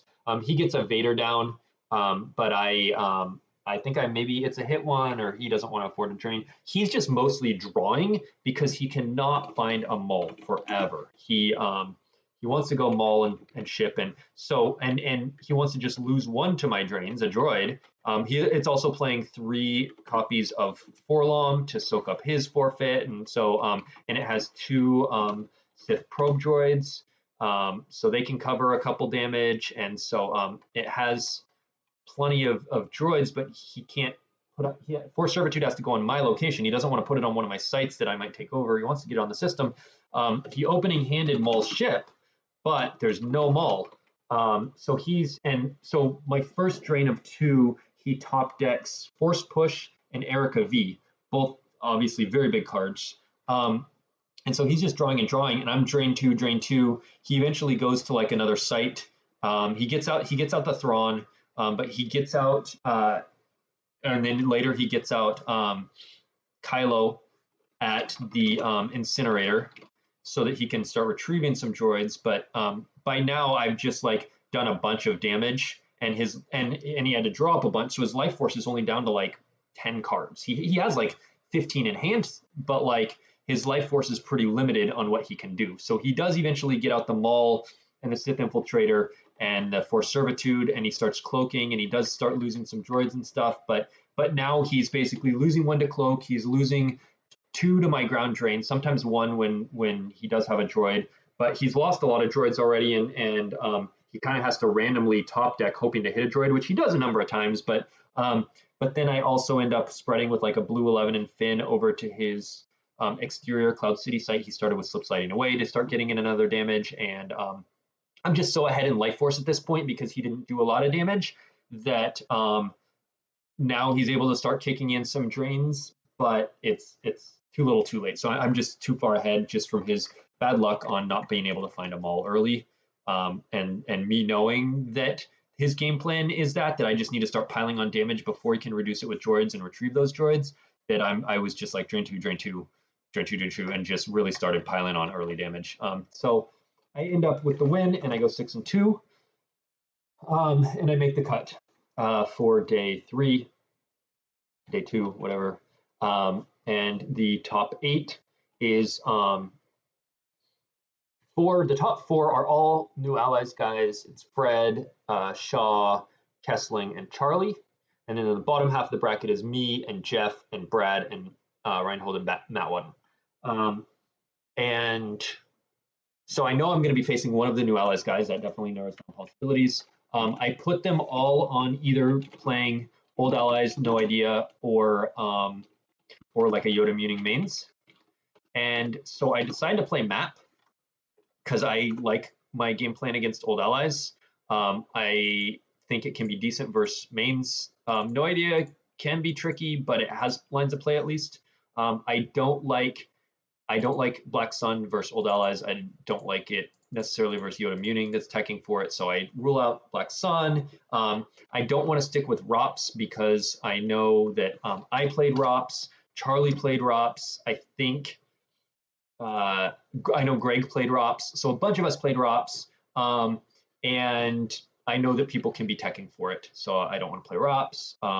I think about Bring Him, but I don't really want to play Bring Him into potentially like a Yoda Muni that knows the thing, or if some player does something cute and does like a Y40 thing or something. So anyway, I end up on map. I actually I don't think it's great right now. I don't like the bow change. I Anyway, I don't think map is a great deck, but I think it has good play against Old Allies and decent against mains. And for what I was expecting, I think it was a good meta call. I actually was not going to bring map. I didn't have one built. Phil brought one over to my house when we were playtesting the week before, so we could play a very specific matchup. I'm trying to remember what it was. It might have been map versus QMC, or I don't think it was map versus Old Allies. It was just like we had one specific. We were like, let's run map versus X deck, whatever it was. I don't even remember. So we played like one game with the map that he had built, and he almost brought it back home with him, and we were like, you might as well just leave it, and we'll toss it in with the decks I'm bringing, and so I brought it with me with zero intention to play it, but I'm glad I had it. So shout out to Phil for building that and letting me borrow it. So because it was one of the decks I had built, I was like, cool, I'll go ahead and run this. And then the next day, Old Allies, like I mentioned earlier, I think it is hands down the best light side. But I had played it in the top four. Charlie had played it in the top four. Beefred had played it in the top four. Kessling had played it in the top four. Only Greg didn't. Greg had played no idea, but of the three of the four new allies guys had played Old Allies. Had three of the four new allies guys had played Old Allies, plus myself. So I knew a lot of people would be teching for it. I didn't want to play it. I thought about various other decks. I thought about playing No Idea. I thought about playing a Yoda Muning. I ended up on a Pyre deck that I had played both days of indoor. And the reason why is what I was expecting. So sorry, this is what I was expecting to see for light side. What I was expecting people to play for dark side was either ROPS, which again, Greg, Charlie had played, or, and I know Reinhold's good with it. I know Jeff is good with it. Like it's one of the best dark decks. I was expecting ROPS or Shadow Collective from the new allies guys. And I believe the day before, Kessling had played Shadow Collective, Beefred had played Shadow Collective. Yeah, those two played Shadow Collective while Charlie and Greg played ROPS. So I was expecting these from the new allies guys, and I think Pyre has a pretty decent match against both of those. Specifically, I think Pyre is better versus Shadow Collective than other mains decks because of the Luke Rebel Scout that makes them pay one. You don't have to deploy, you don't have to give them any icons, and you play the Luke that makes them pay one to fire, and so you choke them decently, and it's kind of hard for Shadow Collective. So I thought Pyre has the best Shadow Collective matchup, and it has a decent ROPS matchup. And I added a second run Luke run and a Bionic Hand to make sure that I could run Luke around on Raltier. So I went with Pyre. I knew that it punts to set your course because it has no space, whereas like Yoda Muning typically has space, has at least a Hanshui Falcon. But I didn't want to. I didn't care that I punted space. Pretty much the only space deck there. So there's Verge and there's Set Your Course, and Beefred, I was like, could play Verge, and I think Reinhold will probably play Set Your Course. But if I play Reinhold and I lose to him just like an indoor or whatever, I don't care. Basically, I can't face him in the first round. If we both win our respective matches versus new allies players, then we could face. But also, it could be the case that we'd have to both win our next matches and not face until the finals. So I was like, someone could knock him out before that. Someone could knock me out before that. Like, I'm not going to worry about this one deck from this one potential competitor, because really what I'm worried about is these two decks. So I went with Pyre. And game one, I was matched up against Charlie, and I was playing the Pyre, and he was playing Rops. This game is on stream. I came down with Guy. The first couple turns we just both drew a bunch. It was like activate, draw, activate, draw. I didn't get any activation. Luckily, he went slow, which gave me tons of time. When you get TRM'd, you want time to catch up, and luckily, he gave me that time. So I think I got one location. I think I got like Boston X Chambers or something. But I was basically drawing for my Yoda's Hut puller, Only Hope, and I was drawing for the Speak, so that I could get out the JCC. And I was trying to get out activation. Meanwhile, he was just drawing. I don't know what he was looking for. Walkers maybe. I don't know. Oh, let me pause here. There's some comments. Dan says, putting you on a win and in your games on stream is good luck for you. Yeah, I mean, I had 4 win and in games in a row, basically. But yes, at Worlds and Nationals, my last game was I was 5-2 and needed to win, and it was on stream and won both. I always love map, whether that's now or before or after the errata. Yeah, map is I don't dislike map the way I dislike some decks like Old Allies. And I think it goes back to what I was saying earlier about design sort of discouraging battling. Map doesn't really discourage. Map has lots of battling lines, and that's what makes it fun. Like, it's an aggressive, interactive deck. Like, if you look at the map games, they're fun games. But yeah, I don't like that I feel like the Bow errata hurt it unnecessarily. I don't feel like it was over the top. And worse, I think that all the characters that go with Bow, Phasma, Hux, Snoke,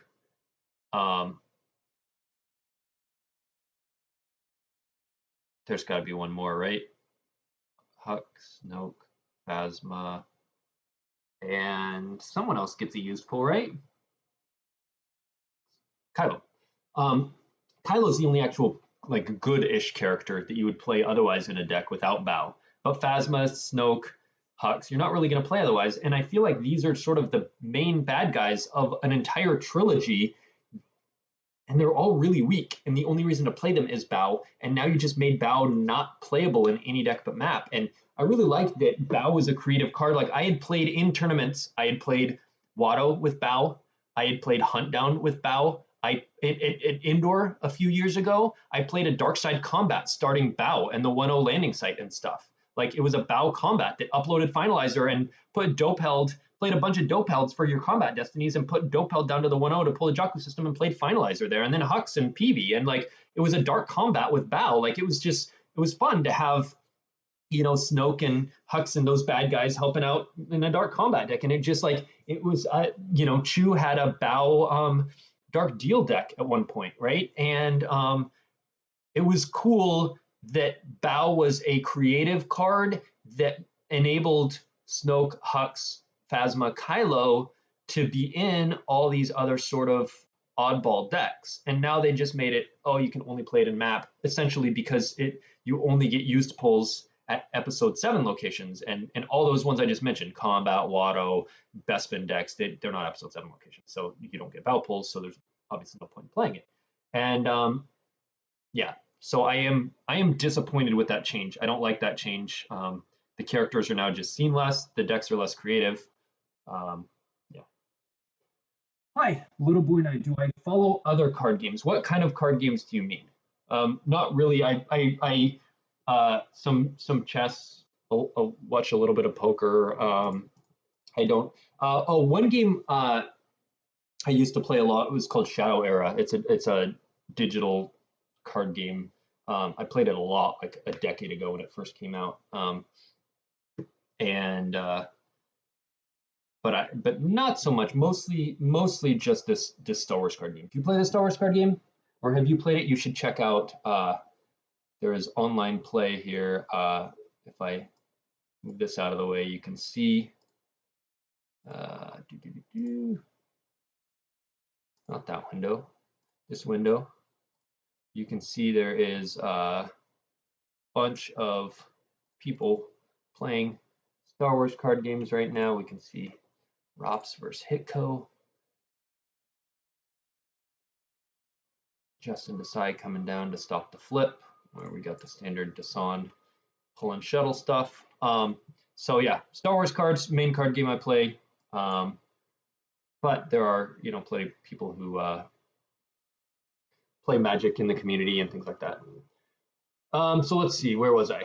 I was talking about Bao because Sater had said about how he really likes Map. Oh, and so Map itself, yeah, I like Map because it's a fun interactive deck. Like it can like drain race with Kylo's Saber and the +1 from Finalizer, but that's not usually the route it goes. It's aggressive and it battles and making it not go and get those use pulls with again what are very weak characters otherwise. And I understand people don't like used pulls, and in general, I'm not a huge fan of used pulls, but the fact that like Snoke and Phasma and Hux are just so meh otherwise, it feels like it balances out, that you're playing these crappy characters, but then you get the used pulls to pull your more powerful cards, and that's cool, and it's creative, and it's in lots of different decks, and I don't think Map was over the top. So anyway, but Map I think is a fun aggressive battling deck, but they took it down a peg. All right, so against Charlie, eventually we've just drawn a bunch, and I know he's going to come down, and so I go ahead and I drop like Luke, Yoda, I drop a few characters, and he comes down and flips, I believe, and I come down with like Leia gun, Anakin Saber on. He has a Blizzard Scout 1 with Thrawn V on it. And I battle and I shoot with Leia's gun, and I'm like 75% to hit, I think, and I miss, and that's super annoying. So I have to, I think maybe a leadership to Out of Destiny or something, but I have to lose Anakin and Saber, and he loses the Thrawn, maybe also the Blizzard Scout. I think also the Blizzard Scout. He loses both and flips back. But the annoying thing was if I just shot it, I'm still sitting there with Anakin and Saber, and I'm in a lot better position. So I have to move Leia over to consolidate. I'm holding to run Luke run. He gets to the system and sight, and he starts draining, and I'm paying to drain, and we're just basically skirting around each other. He's got a stack of guys, and so he's draining 1 and 1. I'm paying to drain for like 2. He Image of a Dark Lord, one of his sight, so I have to move over. And anyway. He eventually goes to get Decree Non-V set up by controlling both systems and one site. So I'm barely doing any damage, but he's not doing a lot of damage. Sort of the key to this game was he could not find his Erica or his Isard, and could not. So he couldn't get to my non-battlegrounds, and so he was just not doing a ton of damage. So we trade some battles. I think I get a Padme down to stop his Choke Vader from doing anything, but he gets a 6 tracked finally with a masterful move, so he's able to trample Leia, and he can, then not have to worry about her gun. And so we find out there's 15 minutes left, so we play super fast. And then we find out there's still like 7 minutes left, so then we slow down a little bit. But basically, we end up running out of time. I have like 19 to his 13 or something like that. I end up +6 over him, and he was maybe by this point had pulled a little ahead on board state. If we had another 45 minutes, we probably could have finished it, but there was still a lot of play too with run Luke runs and stuff like that. So it went a fairly standard Robs versus mains. The thing that went wrong for him is he wanted to go slow because he was worried about a spy beatdown, and he wanted to just play it conservative, and that gave me time to find all my activation and get set up, and then he couldn't find his spies, and so then we were just sort of trading some damage, but not enough on his end. So, and again, that was on stream. You can go check it out. My next game, I was Matt versus his Yoda Meaning Mains. and he is just blown away that I am on map. He mentioned several times that he did not peg me as a map player. He was putting me on Black Sun or ROPS, so he had, you know, Bionic Hands and Run Luke runs and stuff for those matchups. But so he sets up at my Jakku site like super hard, multiple guys and sabers. I get out a U3PO, and I'm feeling pretty good because I have Sense in my hand in case he has Sorry About the Mess combo or Quite a Mercenary, which is immune to Sense if you are canceling Stunning Leader or Ellis, but is not immune to Sense for breaking cover.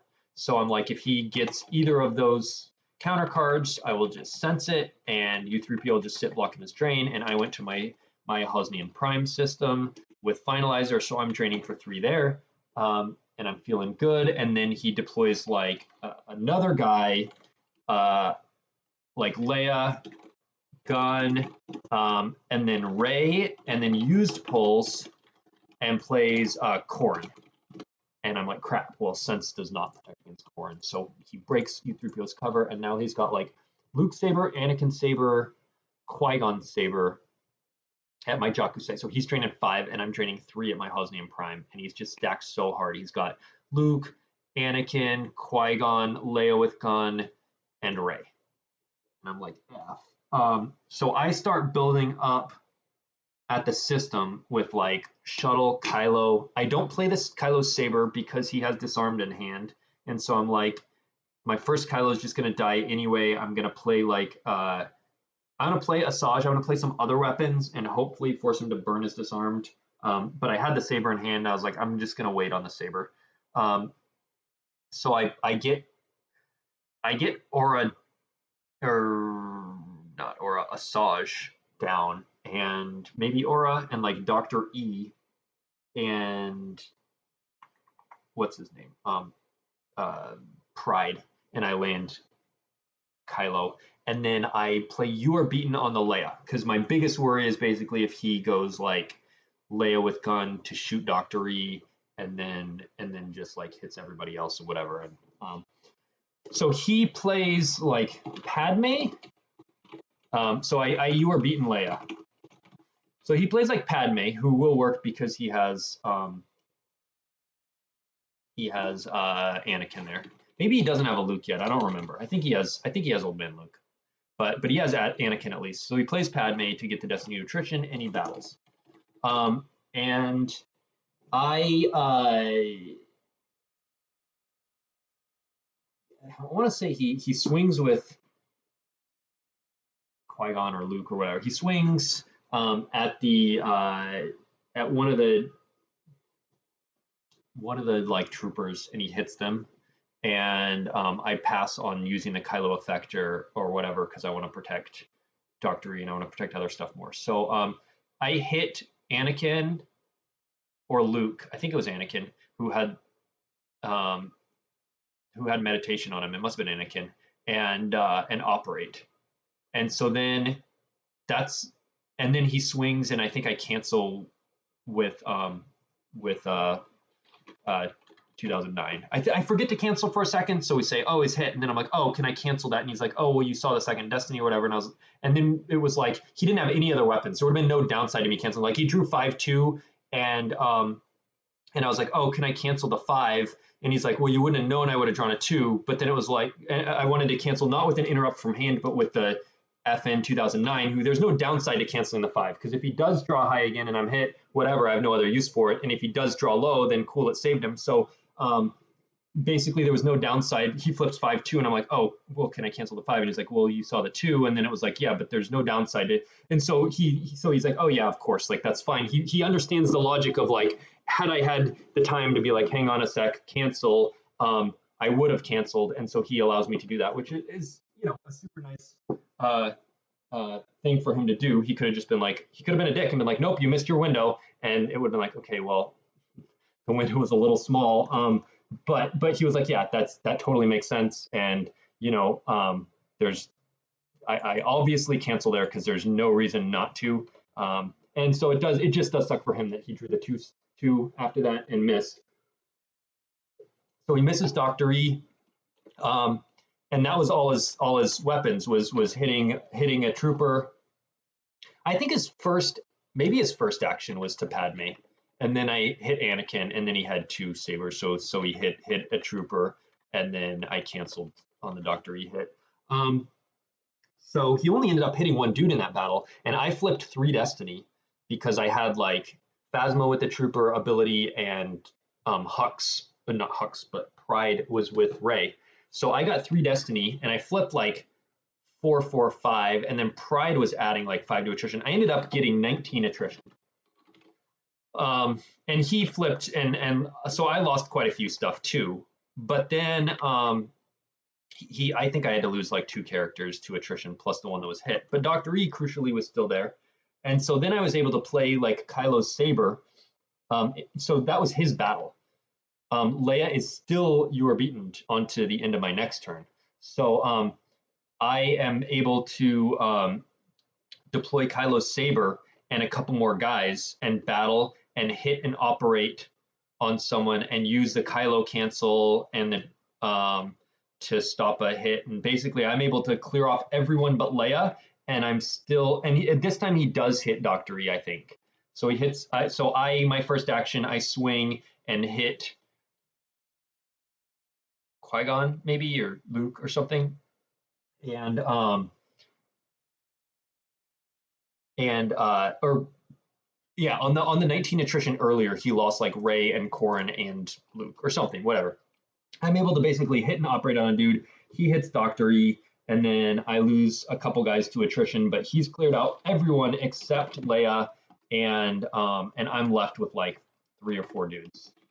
And so now I'm just like in a really good position. He comes down with more guys. We battle back and forth, but with the Kylo cancel, Leia's gun isn't effective, and I think maybe he gets a Han Chewie Falcon out and I chase it around. He puts a Han Chewie Falcon in front of my finalizer with a Luke and a Padme on it, so that he can like try and clear it out. So I think I have to run for a minute, or sit in front, and neither of us want to battle, whatever. But he does battle, and I think he has to lose like the Luke or something, and so then he runs with the Falcon and Padme. But I'm worried about another one coming down, so I don't battle it. I don't remember if I chase or not, but basically Falcon cat and mouses. But now that I get enough at the site, I end up taking the site, and he concedes. So the big, what he needed to do, he said he had like a mace in hand. So the turn he played Padme and battled when Leia was beaten, and then he just went into a bad battle where he ended up with 19 attrition and just lost a ton of stuff. He needed to basically, instead of Padme, he needed to deploy mace and saber and just pass turn.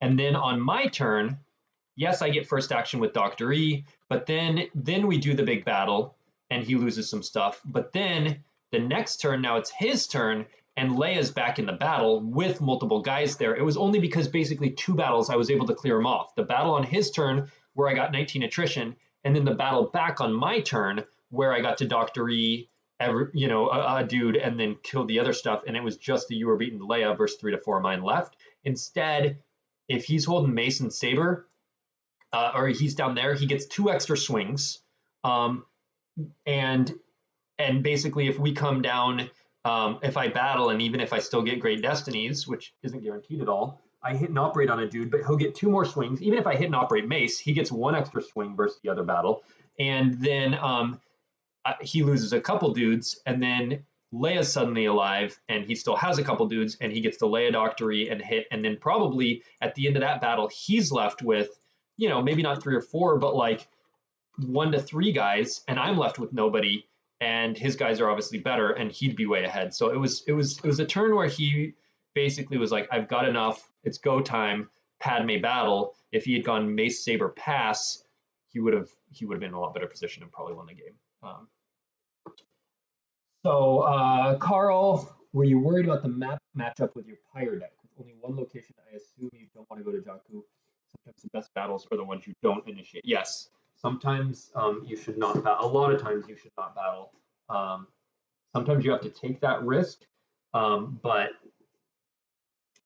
not battling is, especially with the direction the game's taken, like I was talking about earlier, battling is bad. battling has variance. Am I worried about the map matchup with Pyre? No. So they're gonna get drains of the system. It's gonna be much like this game I just described, actually, right? Where your goal would be to go like Saber, like Luke, Saber, Anakin, Saber, pile the site super hard, be draining 4 at the site to their 3 at the system, and just like and win the site. So that's your goal, and then find your anti-U3PO stuff, and then yeah, it all comes down to taking the Jakku site, and then late game you can toss out deploy your other site if you want to. Yeah. Okay, so that was with Charlie. That was on stream. My next matchup was versus Jeff. Was super excited to see Jeff here in this position. I had been working on coaching him.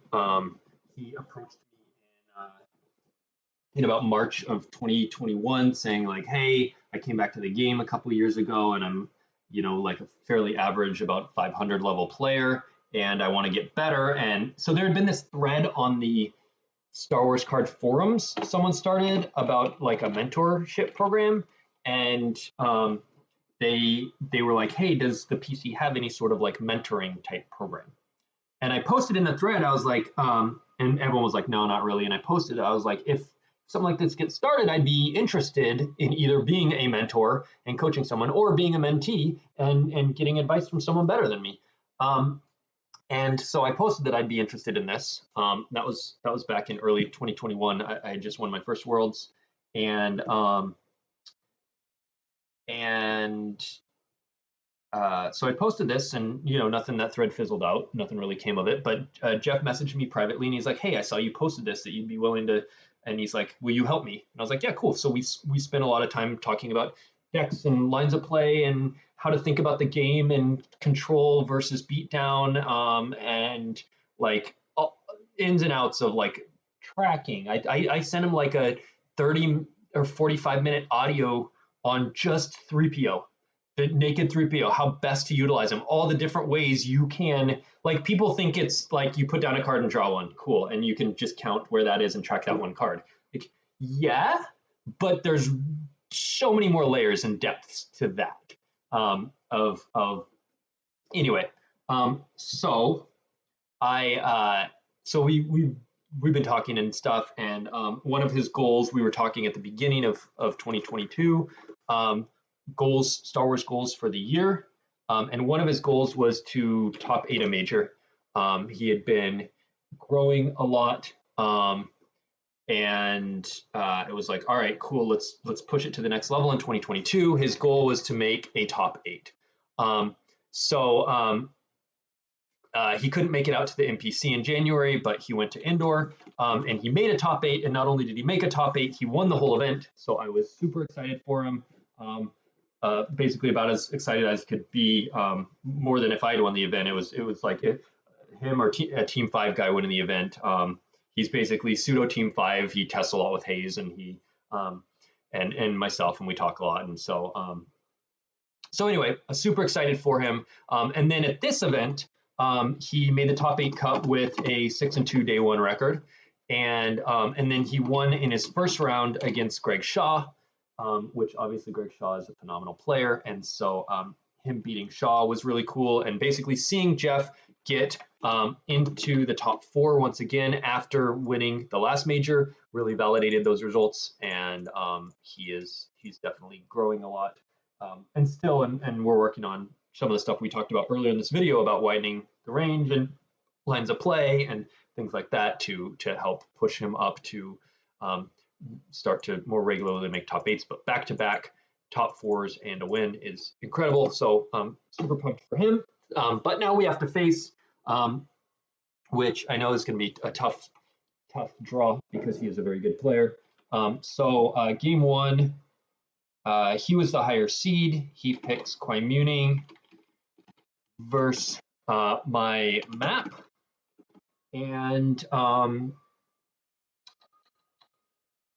he stacks his farm with Luke and Saber and Anakin and Saber and Leia and gets a used pull and blah blah blah blah blah.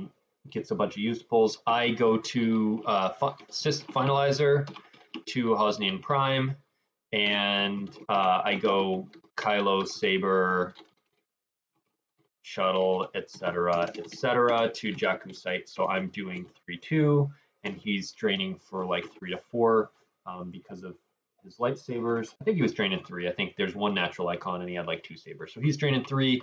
I set up a drain of 3 and 2, but what happens is I saw on a like turn 2 verify he had only the ship was in deck, so I figured I'd landing claw, and then the next turn he deploys a guy and he pulls and he plays. So I think it was on. I think his turn 2 or 3 he sets up Bips and Claw. And he told me his first 2 used pulls were basically just Claw and then Bips, which is exactly what he needs to do. So he blocks my drain of 3. So now I'm just draining 2 at my Jakku site, and he's draining 3 at his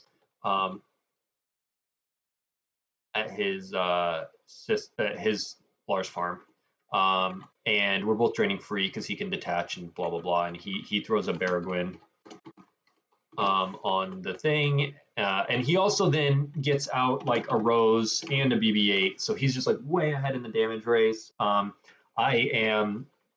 started a little faster with damage, but he's now pulling ahead, and he's just got a huge stack. He's got like Leia, Luke and Gun, Anakin and Saber, Yoda, like maybe Rey, maybe Bowie. He's got like 6 dudes. So I need to disrupt this. So I have a Gick in hand. I drop down like I think a P-59 and I want to say like Asajj or something. With my plan basically being like if I can hit Rose and BB-8 and I can cause 2 P-59 damage, I can block the drain of 3 for a turn and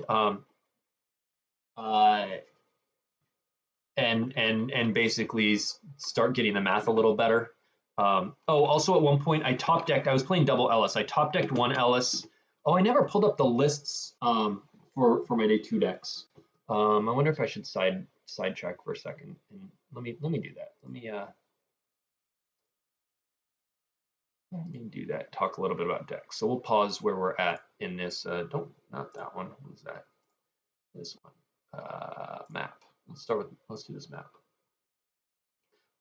So it's a fairly standard map.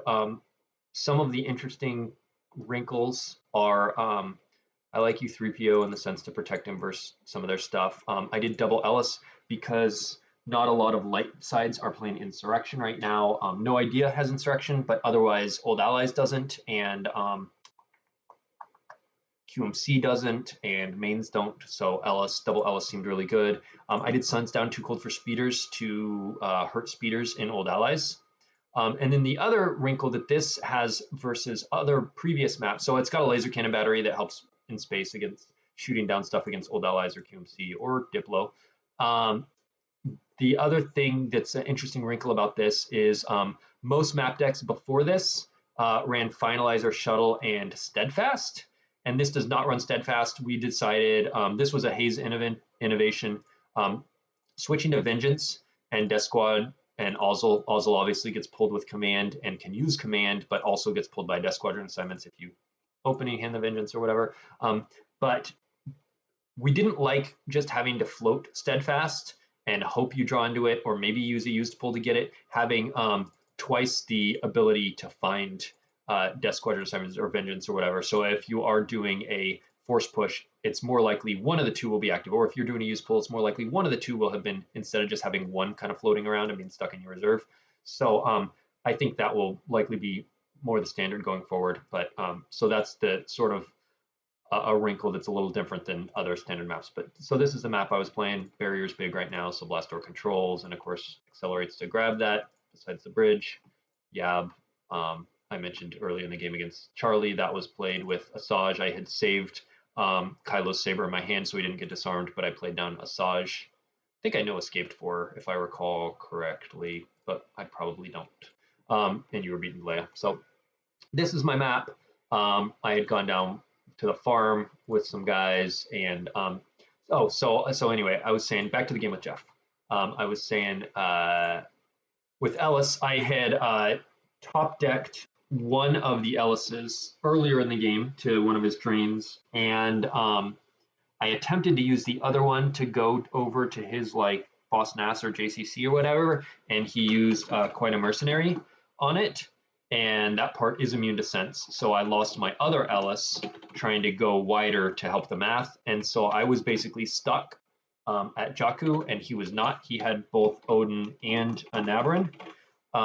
And so he got just a huge stack at the farm. When I came down with P59 and Asajj and passed turn with the idea of blocking the drain, he basically said, all right, forget them. And he Odin'd his entire stack in front of, or he didn't, I think maybe he Nabrand. I think maybe he Nabrand his whole stack and I grabbed it in front of me.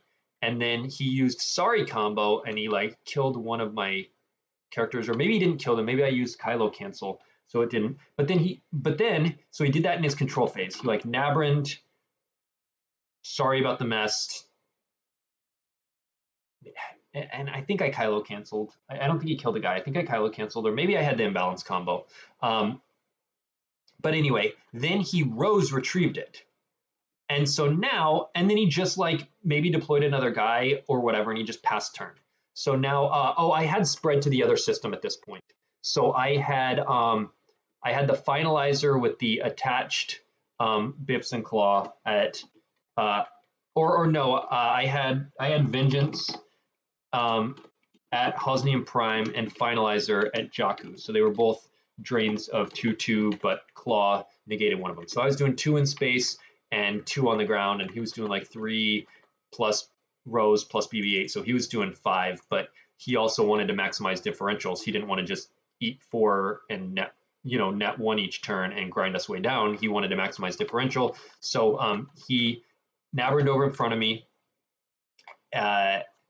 Sorry comboed, didn't do anything, but then he Rose retrieved it, and I realized he can just next turn Kwai Muning into the Sorry combo, do it again, retrieve it with Rose, Kwai Muning, just like he can whittle me down by just like killing characters in the control phase. So I had to take a bad battle.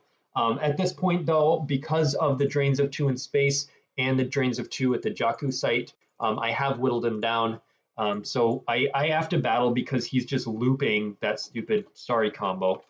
So I initiate a bad battle, I lose a bunch of dudes, he initiates a battle, and it basically kills me. I think I get in another farm, I get in one more farm drain and one more system drain, but he's also like looping a Obi Saber with a Baragwin, and he's Rose retrieving, and so like I get in a couple more drains, but he just destroys me at the site and for overflow, and he ends up winning by 15. So it was exactly the line we both knew going in, is like you get your Bips and Claw set up, you pile, you get your used pulls, you get your better stuff, and then you take a better battle. Dan says, with this version of map, would you have played something else for protection against landing claw? There is no protection against landing claw. It does not exist because of Baragwin. Like I had Git combo, and there was one window where I could have canceled it the turn before he got the Baragwin out, but there was no point. So we played Bips Claw. It's like turn 2 or 3 or whatever, and I had the Git combo in hand, which I kind of wanted to save for a Nabrand. But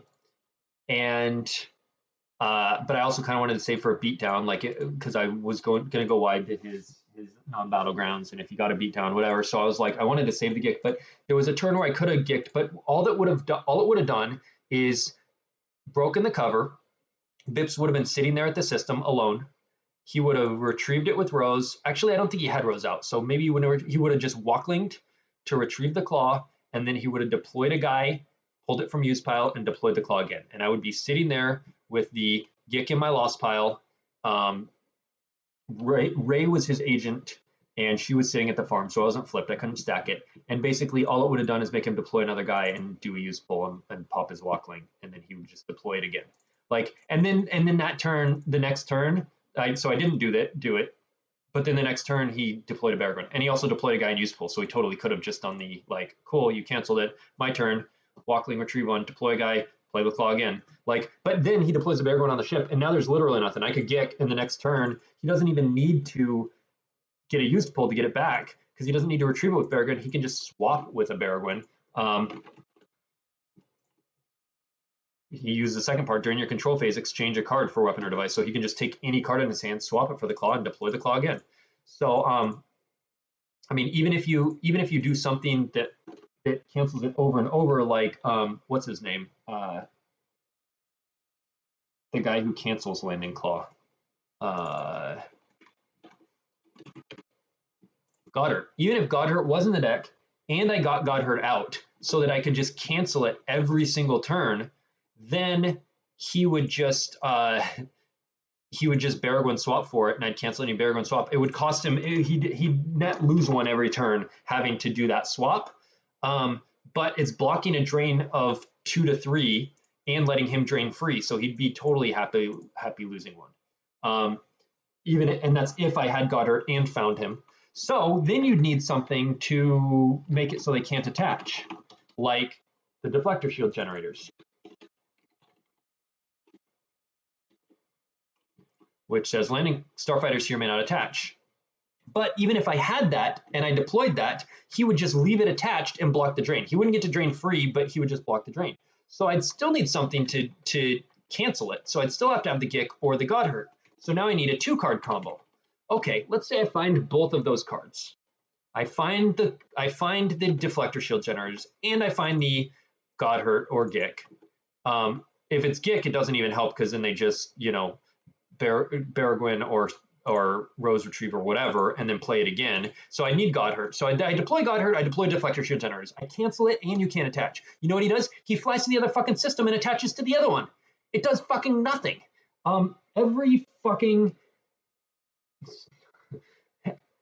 sorry, trying to keep this PG.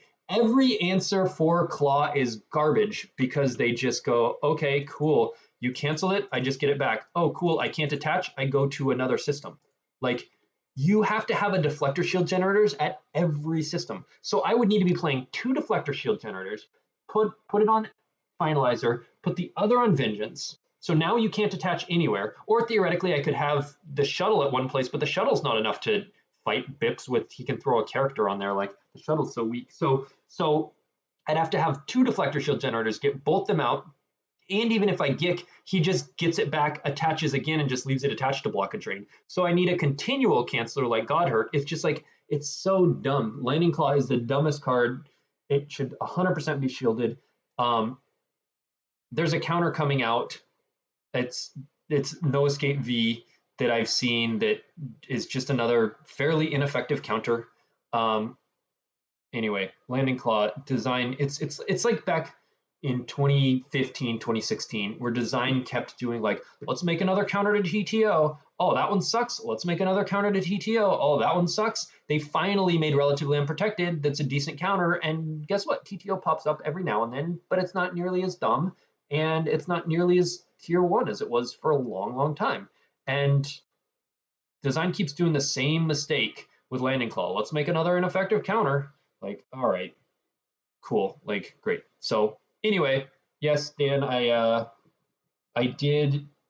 would not consider anything else for protection against Landing Claw, because if they play Landing Claw, you shrug and say, okay, you're playing a dumb card that has no effective counters.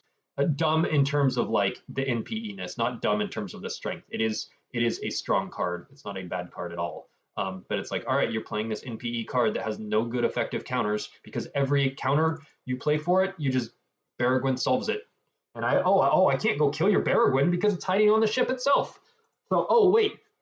If I play a set for stun on the Baragwin, and then I do the claw, and cancel the claw, and then like it's just like, all right, we can go down a rabbit hole of if you play 6 counters to the claw and you get them all in your hand and blah, blah, blah, like, but anyway, no, I would not change anything to add more claw protection, because all claw protection is completely ineffective.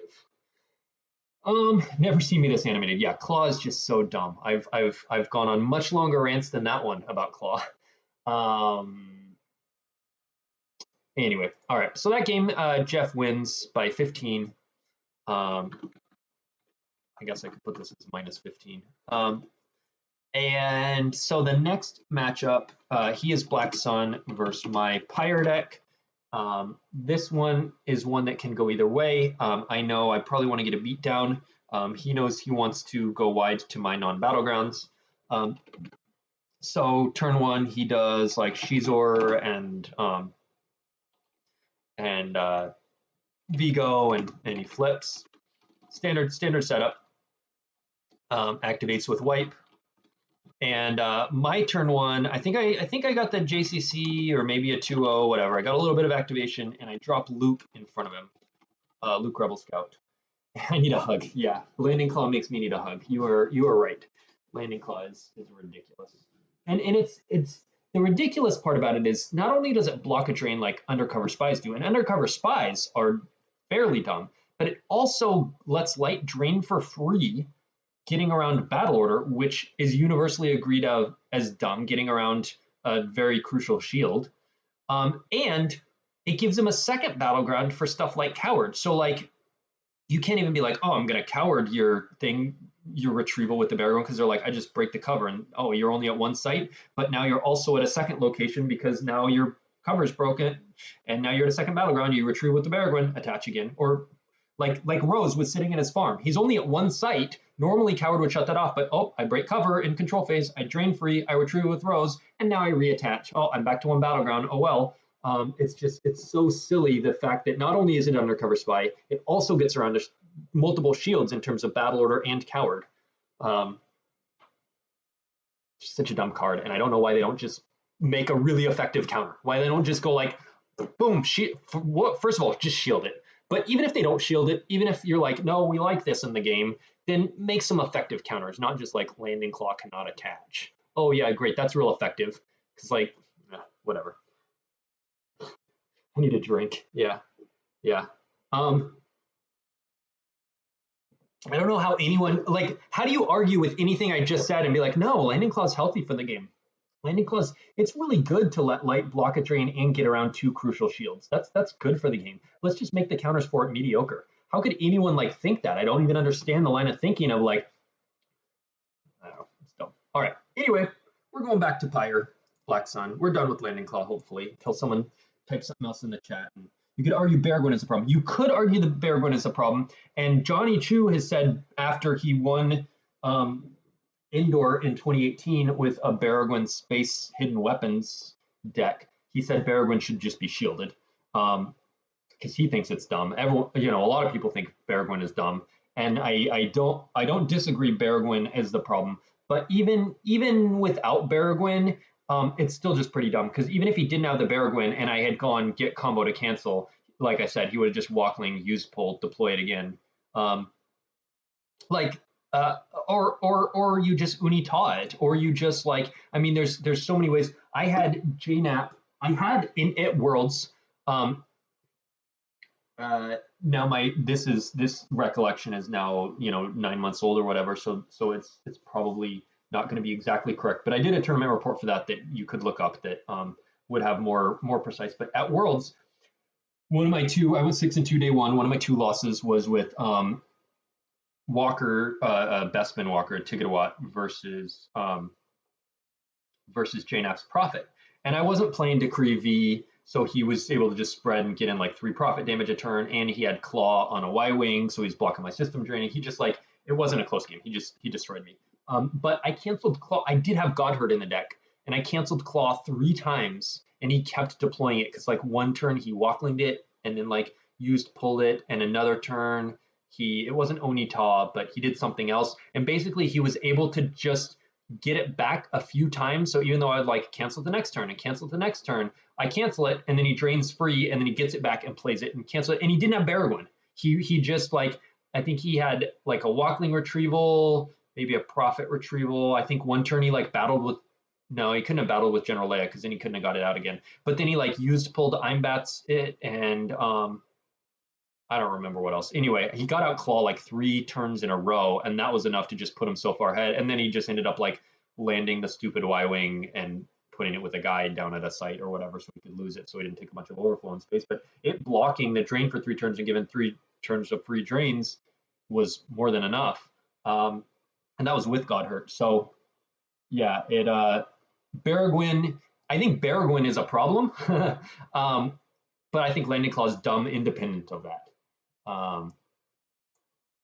Let's see. So, okay.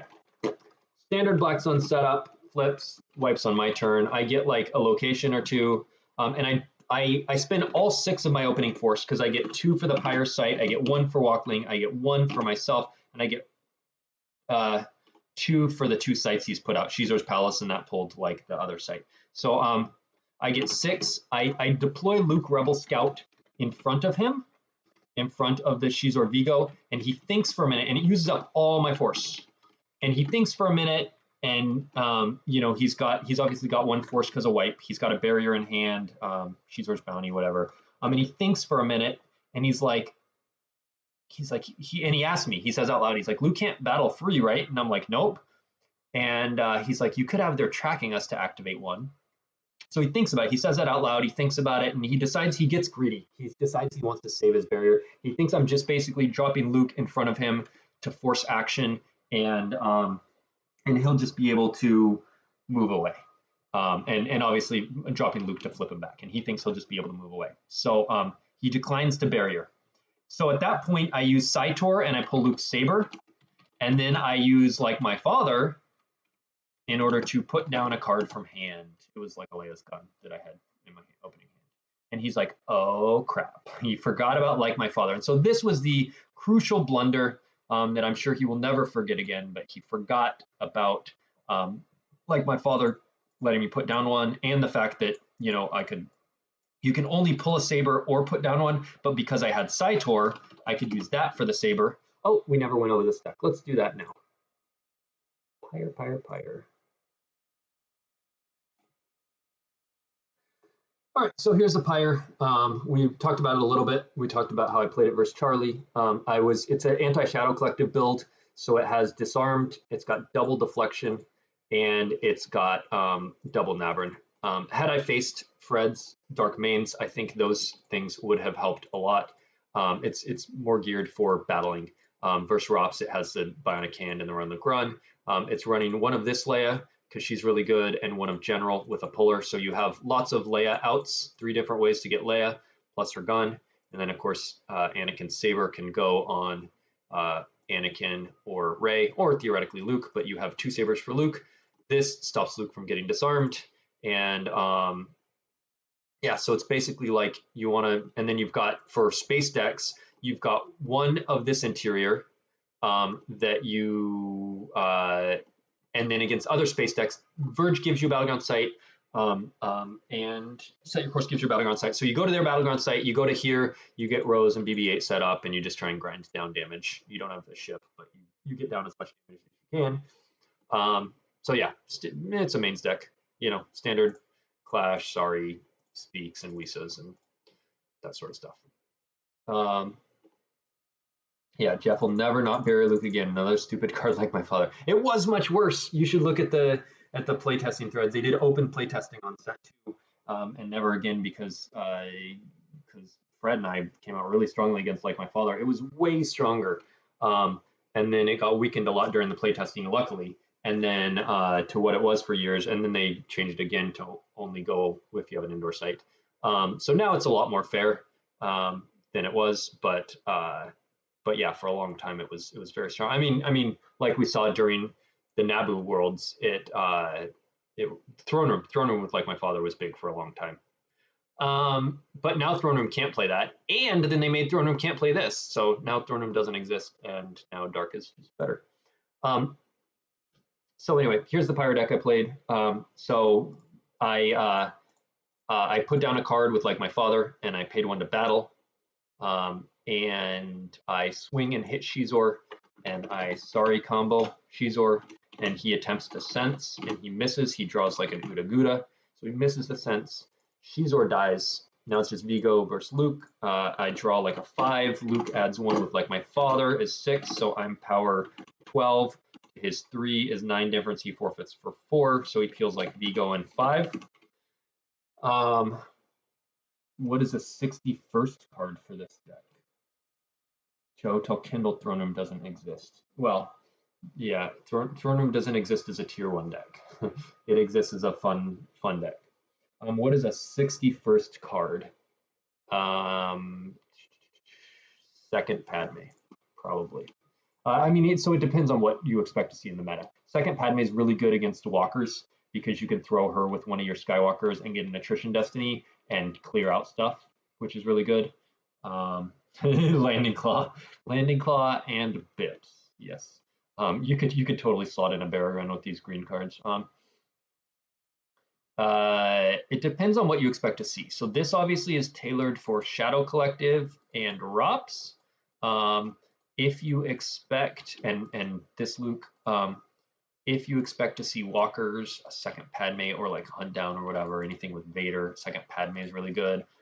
If you expect to see walkers or ROPS, Under Attack's another good tech card. Perimeter Scan to stop trample is another good tech card. Yeah, and extra slots are stuff like the Disarm and the second Deflection, the second Run Lucron, the Bionic Hand. But otherwise, yeah, it's just a main stack where you start with this, you pull your locations, you try not to deploy this, you go to their sites and just battle them. It's fun. So I battle, he peels a Vigo in 5, and of course he's off the ground, Shizor's dead. I'm sitting with a Luke and a Saber. I pretty much dumped my whole hand to do that because I had to, like my father, I deployed, I used an interrupt to do that. I played Luke, I played Sari. So I'm down to like 3 cards in hand, but I've got Luke and Saber and his dudes are dead. I basically had the perfect hand to punish his not thinking about like my father. Having the Luke, having, one site is amazing, more is better, but maybe I even had 2. And having the Sari combo, because otherwise, like he could theoretically flip an Emperor and kill my Luke, and he doesn't peel 5 too. So the fact that I had the Sari, I had the Luke, yeah, it was rough. So I'm down to just a few cards in hand, but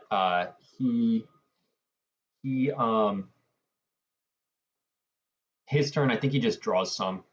I think I paid a drain, drop Ahsoka to the middle site, and move Luke over, so he can't just like Cad Bane guy and kill Luke. He goes, and I think I pull Yoda to my JCC, so Emperor can't just like deploy and move in. His turn, he goes like ship to the system, and I think he like plays Emperor, and I think he maybe deploys like a guy to a site or whatever. And my turn, or maybe he just takes another turn to draw and save, and he saves a bunch. My turn, I get like Padme, maybe a Rose, maybe even a General Leia, something like that. I get out a couple more guys. I'm at like 2 of his 3 sites, I think, the sewer and the uplink station. And I paid a drain 3 at the uplink station, and then I deploy and spread between the sewer and the uplink station. So now I'm threatening 5, and I have simple tricks out, so he's not like draining or whatever. So his turn, he goes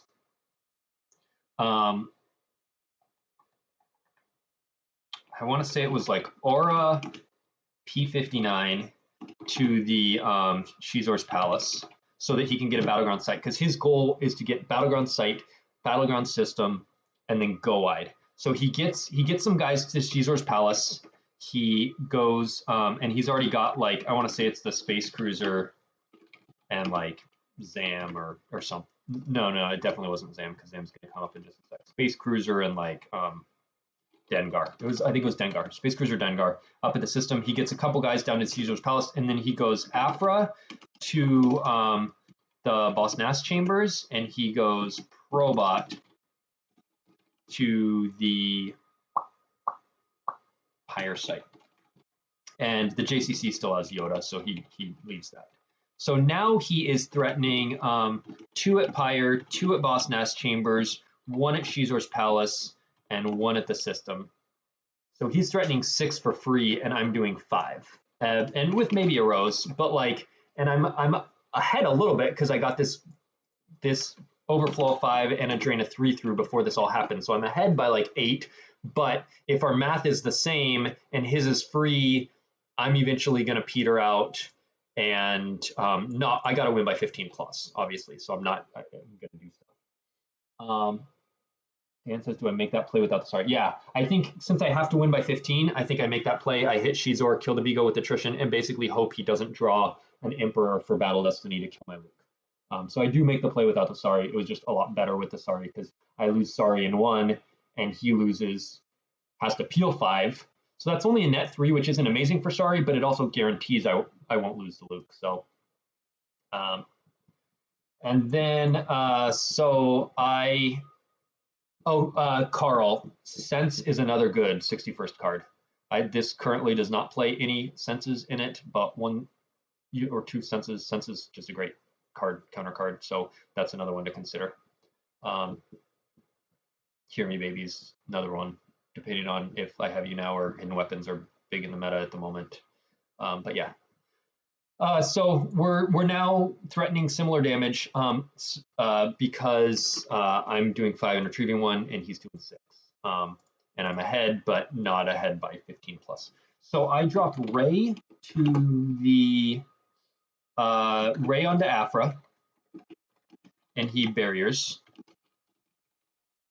And I drop Anakin onto the Probot, and I pull his saber, and I battle the Probot, and I hit it, and I draw a Destiny that Anakin adds 1 to, and he draws like a 4 or 5, which is annoying because then Anakin's dead versus still alive and possibly able to Nabarin or whatever. So he draws like a 4 or 5, and I think he has to lose a Probot and like 3.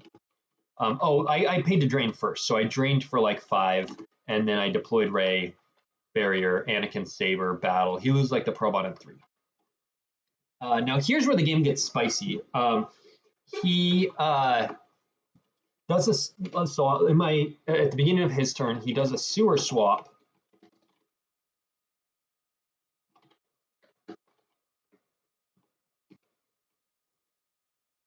Yeah, it used to be you had a control or whatever. It doesn't anymore. Okay, cool. He did a sewer swap for Shizor, and then he deploys onto Ray. So at this site, at the Boss Nass Chambers, he deploys Shizor, Zam, and IG with gun to go with the Afra at the BNC, and on the other side of it is Ray, and he battles. And I get no Battle Destiny because of Shizor, and he gets 2 because IG is with a Bounty Hunter. So he flips 2 decent Destinies, and he ends up being power 24 to my 4. So I have to peel 20, and Ray covers 7, so I peel 13 more. So this is what kept the game close. Is suddenly I peel 13 off the top, but luckily I was still at like low 30s life force, so that knocks me down to like 18 or 19. But now he's got a bunch of dudes stuck at the Boss Nass Chambers. His hand, he basically emptied his hand to do that. So my turn, I pay to drain 5. I drop a guy. Maybe I think it was at this point I dropped General Leia onto Shizor's Palace, and I battle. I run Luke over. I hit Aura and sorry combo her with my second sorry. So then it's P59, and I think he draws low so I don't lose either character. P59 and like 4 or 5. And so now he's sitting with a stack of dudes at Boss Nass Chambers, and a ship at the system. And I think he actually shuttled down Dengar too at one point. So the system wasn't even turned on for a moment because he wanted more guys because he knew I was going to attack. But I basically attacked into I sorry comboed Aura and his Dengar shots missed, and so he lost, maybe he lost all of them in like 3 or 4 or something. But either way, I've cleared him off the site. He's just at non-battlegrounds now, and I'm at all 3 of his sites, and I'm at like 18 life force and like 7 or 8 in hand. He's somehow gonna have to do like 10 damage to me, and he has no way to really do any more damage, and I'm set up with like tons of stuff all over. I've got Ahsoka and I think maybe Solo's out by this point, and I've got Luke with a saber and Luke Run and Leia maybe at her gun. Maybe Leia's gun hit Dengar. Maybe it was like hit sorry combo there and Leia's gun there, and then it was P59 and 4 or something. But either way, basically he had no way to get more damage in. So his big like battle where I peel 13 because Shizor stops Rey from drawing was sort of his like last ditch effort to make me peel a bunch, and I did, but it wasn't enough. It all goes back to that my turn 1 where he forgets that like my father lets me put down a card, so he got greedy and declined to barrier loop, and then I was able to just start the huge tempo. So I advanced past Jeff, and my last game, I'm in the finals. I'm against Brad Reinhold. These are also streamed, so if you want to go watch those games with commentary, you can go on the PC's YouTube.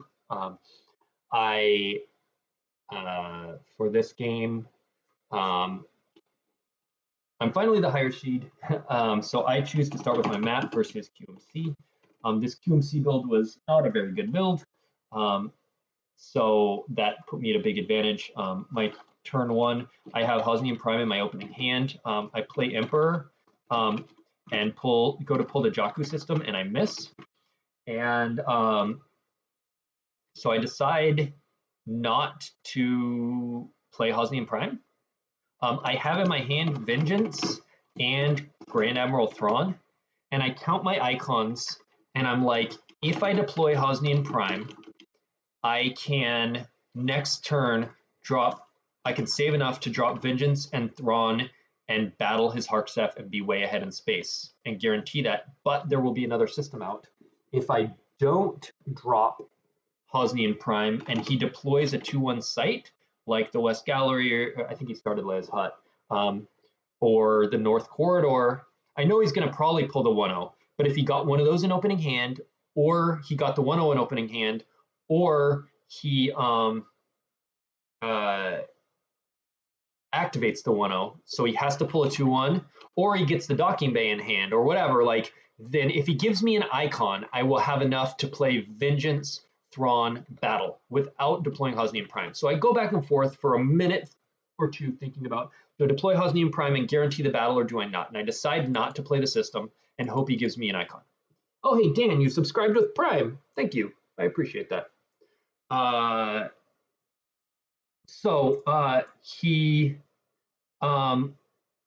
decide not to play Hosnian Prime. So there's just the Bespin system on table. So his turn, he goes Hark and Ship, and maybe he flips, maybe he waits one more turn. Either way, I activate. He does not. He pulls the 1-0. I don't think he flips. He pulls the 1-0. Yeah, he does not flip. He pulls the 1-0, and he draws and saves some. I now do not have enough. I could play Vengeance and Thrawn, but not Battle. So I'm like, crap. So I don't do that. I again think, do I want Hosnian Prime? Do I want the Force? I don't. I think I just draw a couple and save. So he drops Wild Card, I think. No, he doesn't. I take that back. He drops a character, like maybe Yoxkit or KFC. So I think it's Yoxkit, but whatever. He drops like a Yoxkit. He goes, I think he drops someone else to flip. Flips. He plays the Docking Bay. Docking Bay, not Battle Destiny. And he deploys Leia's Resistance Transport, which pulls Jedi Ray, and then he flies up the resistance transport and moves Ray and all the other characters to the 1-0. So he's sitting at the 1-0 with two guys, I think it's two, and then the Ray, and at the system is resistance transport Hark Overseer. So now my turn 3, I go Vengeance, Thrawn,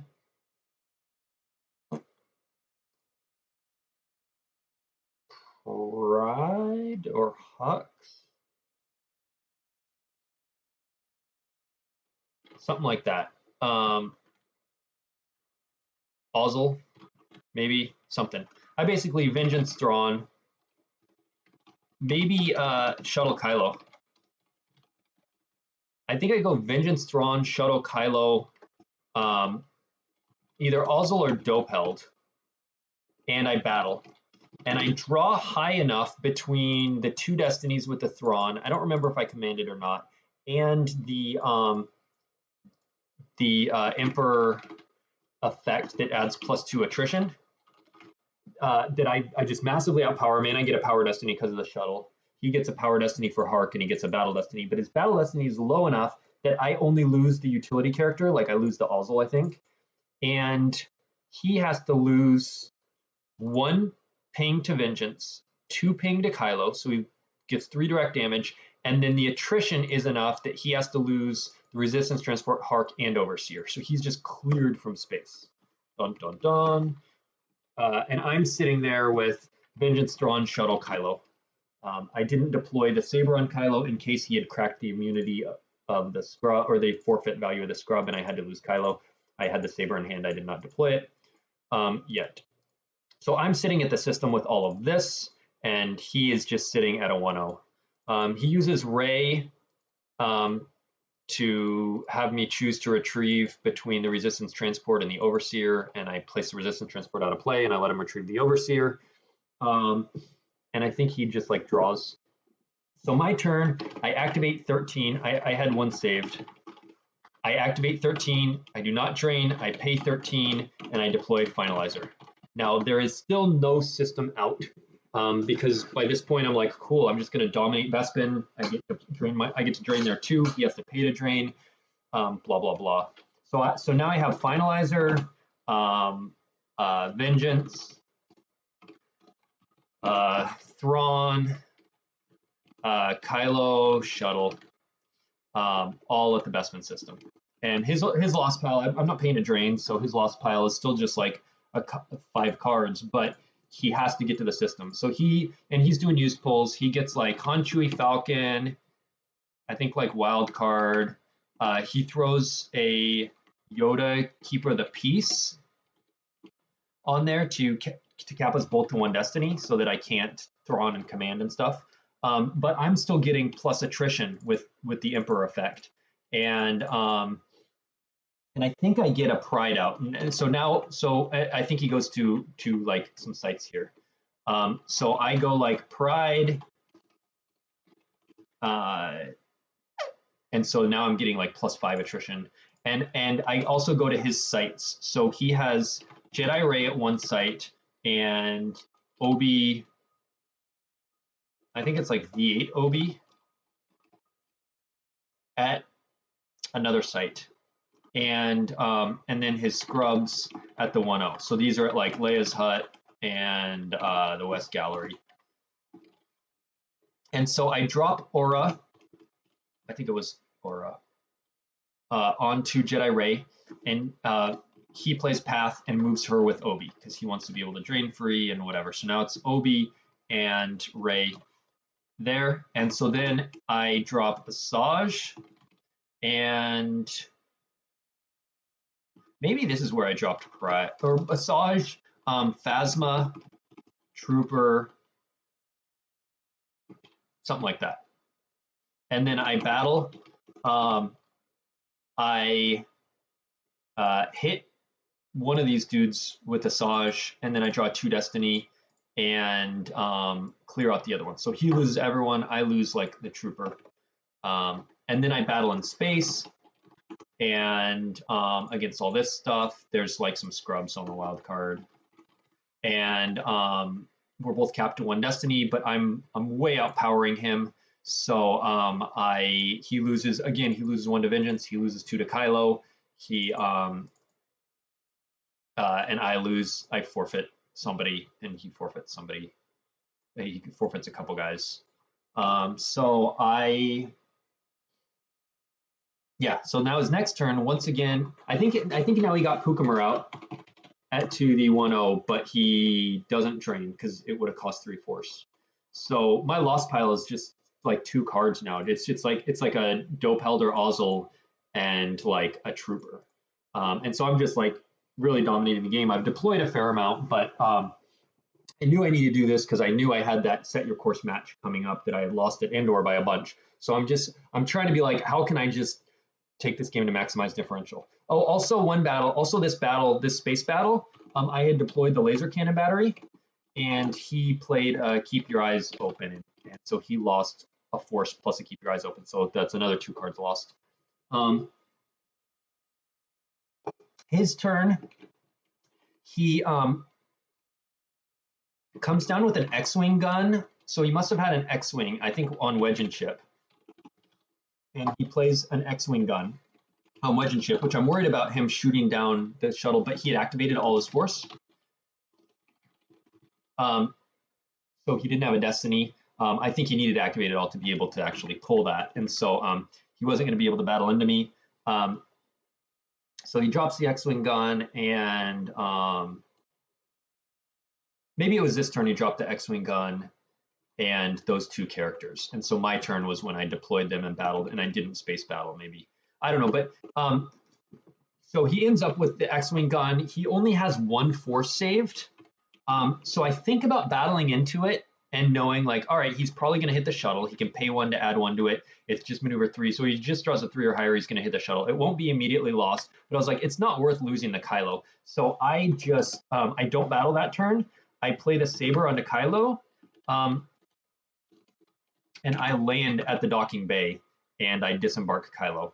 And I think this was also the turn I deployed these guys in battle. So his turn, he had done Saber, and gun and wedge and ship, and I deployed these guys, battled, cleared off stuff, deployed the Saber, and landed Kylo. So now the board state looks like couple scrubs at the 1-0, Finalizer, Vengeance, Thrawn, and maybe like Pride or something at the system, and then Saber, Kylo, shuttle at the docking bay, Aura at a site, Asajj at a site, Phasma at a site. So I'm just like all over his battlegrounds. He's nowhere. He comes down on top, I think on top of like the Aura, or like he comes down on top of people, and he gets in a good battle where he like clears people. Maybe I moved Kylo in, and he gets in like anyway, he gets in a good battle where he clears a bunch of dudes. And maybe I have to take a couple overflow, but then I'm able to battle back. So we have a couple ground battles. Meanwhile, I'm just overpowering him in the space battles, and so he eventually just has to like land. He gets down to just like a Han Chewie Falcon wildcard, I think, and nobody on board. He has to lose the Yoda, I think, and stuff. So he lands those down to the docking bay, concedes the system, and he's just sort of trying to whittle me down and make me deploy cards, basically. But it's pretty much over at this point. Now I drain 2 at the system. I get in a couple more Kylo battles. There's a lot of little finicky text. We battle with Kylo, and at first we think I'm down 1 power to him, and I'm going to have to peel 2. And then the active judge reminds us that, or then I realize that Hux adds 1 to my battle destiny because it was a first order character. Oh, so Hux was in space. So then we actually thought we tied, so no one loses to Kylo, and then we were reminded by the active judge that there's a card stacked on the Kylo effect, so Kylo is power +1, so now actually I win the battle. So those little texts went from Joe has to lose 2 to, oh, we're tied and no one does, to, oh, you Brad, have to lose 2. Lots of little stuff to remember. It's a complex game. So Brad peels another couple to some battles. I think I lose a Kylo in that battle where he battled me, and but then I escaped Kylo and came back with him, and so we battle back and forth. But in the end, I end up winning by 26 because there was just the one system on table, and I was piled on it pretty hard. So finally, the last game. I knew I was live now because Set Your Course should beat Pyre by 20-ish, 25, somewhere like that. But I thought 26 is a decent number, depending on what happens in the next game. So his turn, he moves the Death Star and draws, and I deploy a couple sites and draw. He moves the Death Star and draws. I deploy guys to both his Death Star docking bay and move into his war room, so he does not get plus to his CPI destiny. So he needs a 4 to blow it up. And I think I had a Wisa in hand, so he actually needs a 5 to blow it up because you need greater than 8. The effect adds 5, so essentially you need greater than 3, and the sites would each add 1. But because I have a Wisa, he needs greater than 4. So he needs a 5 to blow it up. So I'm hoping he draws like a character, a Star Destroyer, or something like that. But he draws a 7, boom, it blows up. I wanted to delay it for a turn or 2 to delay his retrieval and that sort of stuff, but no good. Blows it up. He tells me later after the game or later that he didn't have any ships in his hand at that point. His first 2 turns were just drawing. It was like move Death Star, draw, move Death Star, draw. And so he's got like an 18 card hand. He said he had no ships at that point. So he comes down with Veers, Walker, and I had, I think I had like, I had moved Luke into the war room and I had Rey at the Death Star docking bay. So he comes down with Veers and Walker onto Rey and battles. And I run Luke over so that I'm going to get enough power. And I'm hoping with the plus attrition from like my father and plus attrition from Rey, I can crack his 6. If I draw a 5, Veers makes it immune less than 6. If I draw a 4 or 5, then adding with like my father and Rey will be a 6 and I'll just clear the whole thing. So I'm like crossing my fingers on that. He goes to trample Rey and he misses. I think he draws, here's where he draws a Star Destroyer and he does a TIE Sentry ships to take it into hand. He draws a couple Destiny, and I think I just lose Rey. And I draw a 3, which becomes a 5 with like my father and Rey. So Veers is immune, and so it's Veers versus Luke sitting here. And I'm not super happy about that because he has his only cards in Lost Pile are his starting interrupt and his CPI that he can take back into hand at some point. And as soon as he deploys a Star Destroyer, he's going to retrieve. So it's like I'm not in a great position here, but I do have Chewie in hand, and I know he's just played a trample. So I come down with Bowie and I think someone else, and I battle, and yeah, I think a couple more characters. I battle and I hit the Walker, and I think it's going to be like Veers in 3 and he Gix or something like that. But either way, I've cleared Veers. I think I move into his war room again. He does a ship and retrieves. Now, here's the thing. I'm only playing, you can see the deck here, I'm only playing 1 Battleground site. At Indoor, I did have 2 Battleground sites. I had this and I had the Battle Planes. And so then you can go here and you can go to the Battle Planes and you can go to their docking bay, and you can get 3 Battlegrounds and you can play Resistance or Ultimatum so that they're draining only 2 in space, but I don't have the extra Battleground. So he's going to be draining 3 at every system. Besides retrieving when he deploys a ship. So, and the worst thing is if he gets Steadfast and throws him to the Death Star, Steadfast will equalize the icons, and so it'll make it so it's 3 light icons plus 2 from his objective. He'll be draining 5 there with no way to cap that. So he'd just sit with Steadfast, 2 other systems, drain for 11, Tarkin Doctrine to do 2 to 3 damage, and then retrieving, he could just crush me. So I gotta hope that he doesn't find Steadfast early. And I got to just start piling on damage. So anyway, I clear off and I split back to sites. I think maybe also this turn I went like my 2/2 Death Star site and Yoda to start getting more damage on. So he drops a ship and retrieves and then I think he draws, or maybe he does a second ship by this point, and because I think maybe he started 4-longing or something. Anyway, he retrieves, he gets back the Veers and Walker and stuff. And I paid a drain, and I think I dropped like a BB-8. but I'm basically just trying to cut down his diff. I'm not going to win the game, so I'm just paying to drain. He drops. I have at his war room. I have Rey with Anakin's saber. Like I had gotten a second Rey, or no, I had Jedi Lev'd for her. Jedi Lev lost to get Rey, and I had Rey with saber at the war room. I had Luke with saber at the Death Star docking bay, and I had Yoda at the 2-2. So I was doing like 3-2-2. If he ignores me, he drops Mara and Kylo onto Rey, and I think for a minute. I have a run Luke run. I have no, maybe I don't have another run Luke run, but I have a Clash and I have a Sorry, and so I think I do have a run Luke run. And so I'm like, if he battles, I can run Luke run and Clash and hit a dude, and maybe I can get overflow, and that's my path to victory. But if he has a Gip combo and just gets the battle damage, and he hits like Rey, or he hits Luke and clears Rey with attrition, I'm just like so far behind, I just lose the game. So I decide to take the safe route, and I Nabrin. He only had one force left.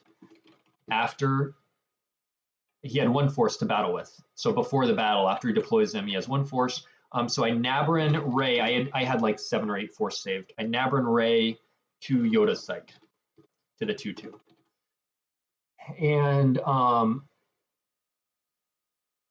And he just passes turn, saves one. Now I think he forgot that Mara moves free when Luke is on table. So he could have paid the one. But then Luke would have made it so he couldn't pay to fire. So maybe that would have been a bad play. I was gonna say you could pay one to move Kylo out, move Mara free, and then be blocking the docking bay and threatening. But Luke, meaning he can't pay to fire, probably makes that a bad play. So anyway, I Nabrin Rey over to Yoda to the 2-2. And so I drained 3 there, I drained 2 at the docking bay, and I BB-8 ping. And that pretty much is enough to get him down to like 20, 21-ish. And so he deploys another Star Destroyer and retrieves 3 and gets up to like 24-ish. And I do like 1 more round of damage before he's able to drain me out. Because all this time he's draining 3-3-3 at the systems, and I'm peeling, and he is doing a Tarkin Doctrine for 2 or 3. It just took him a while to get that damage set up. Meanwhile, I was able to get in a couple turns of drains, but he is doing more. He is his retrieval kept him. I mean, it's sounding like he's losing this game. He was clearly winning the game. He's draining me for like 9 and retrieving 3 to 4, and I'm doing like 5, for most of the game. So I do 5, he retrieves 3 of it, and he does like 9, and he gets Tarkin Doctrine, so he's doing 11. So he's doing way more damage, and he's retrieving some. But the key is he needed to win by 26. I won the first game by 26. So, and he doesn't. I'm able to get him down to 19. So sort of the keys to the game were the fact that when he came down with the Veers, I had the Chewie in hand to be able to kill it. And then I'm able to spread and start getting damage in. And then when he comes down with guys to beat up on my Rey, I have the Nabrin to get her out and do an extra round of damage. And that's enough with his slowish start to get him down below. So he wins. He wins by 19, but then I'm able to win the match. So that was the end of the tournament. Then we played a bunch of Werewords and Secret Hitler with AJ and Corey and Carl joined us. It was awesome. We got Brian Harold to play some games. Cal played a few, I think. Charlie, Kyle. So we were playing games. It was a good time. Adam Shelberg was there playing. Awesome. There was one point where Adam and I were on a team of Werewords. We were like the bad guys, the werewolves. And they didn't get the word, they didn't discover us, they voted the wrong person. Like, so him and I were the only two winners out of the table of like 8 or 10 people. And everyone was like, oh man, they were like, who was the bad guys? And it was like us two. And I go, hey Adam, you play in a tournament today? And he looks confused. He's like, yeah. And someone's like, he won the constellation. I was like, and I go, how'd you do? And I already knew the answer to this. This was the setup. I was like, how'd you do? He's like, oh, I won. I go, oh yeah, me too. And gave him a fist bump. I was like, just like in this game we just played. And it was really funny. And Kyle's like, wow, that's the most smack talk I've heard Joe say. So yeah, Adam was there, and we had a great time playing games. Let's see, takeaways.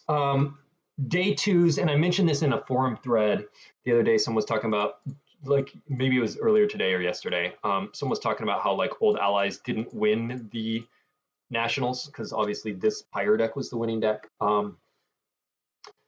Old Allies, day two is all about metaing, putting your opponents on stuff.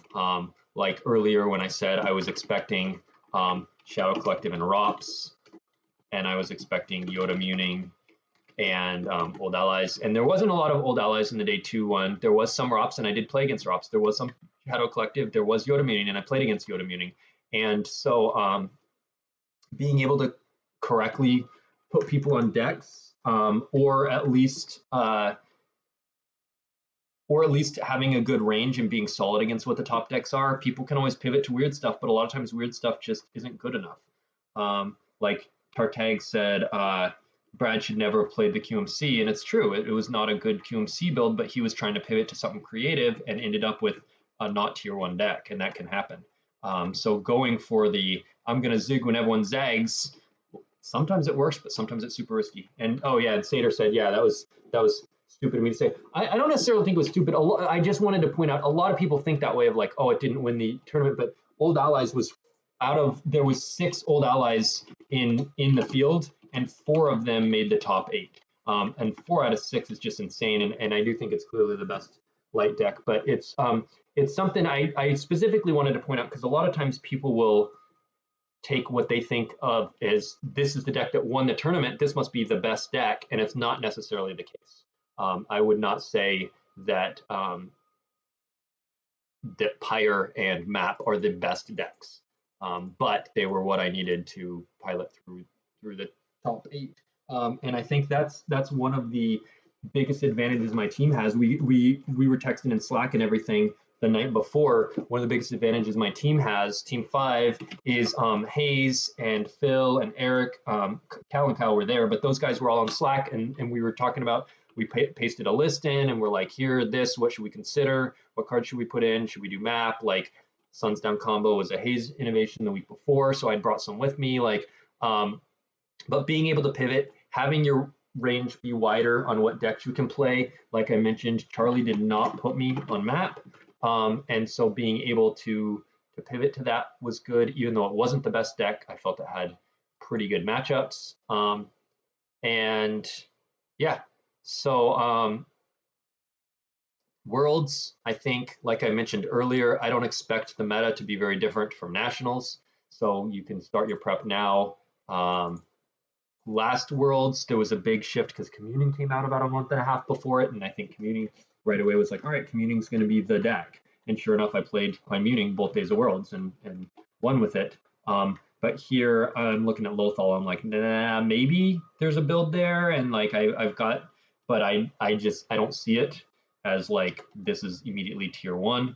And I haven't seen anything for Dark really. So I don't know that the meta is going to be that different. So you can start prepping now. Shadow Collective is good, ROPS is good, Yoda Muning, Old Allies, and look for little edges, little twists. Make sure you know your game plans, know your lines. If you know what you want to do to beat stuff. Yeah, know both sides of it. And yeah, cool. We've got 2 months of OCS left this season. Right now, the let me see if I can if this screen will share.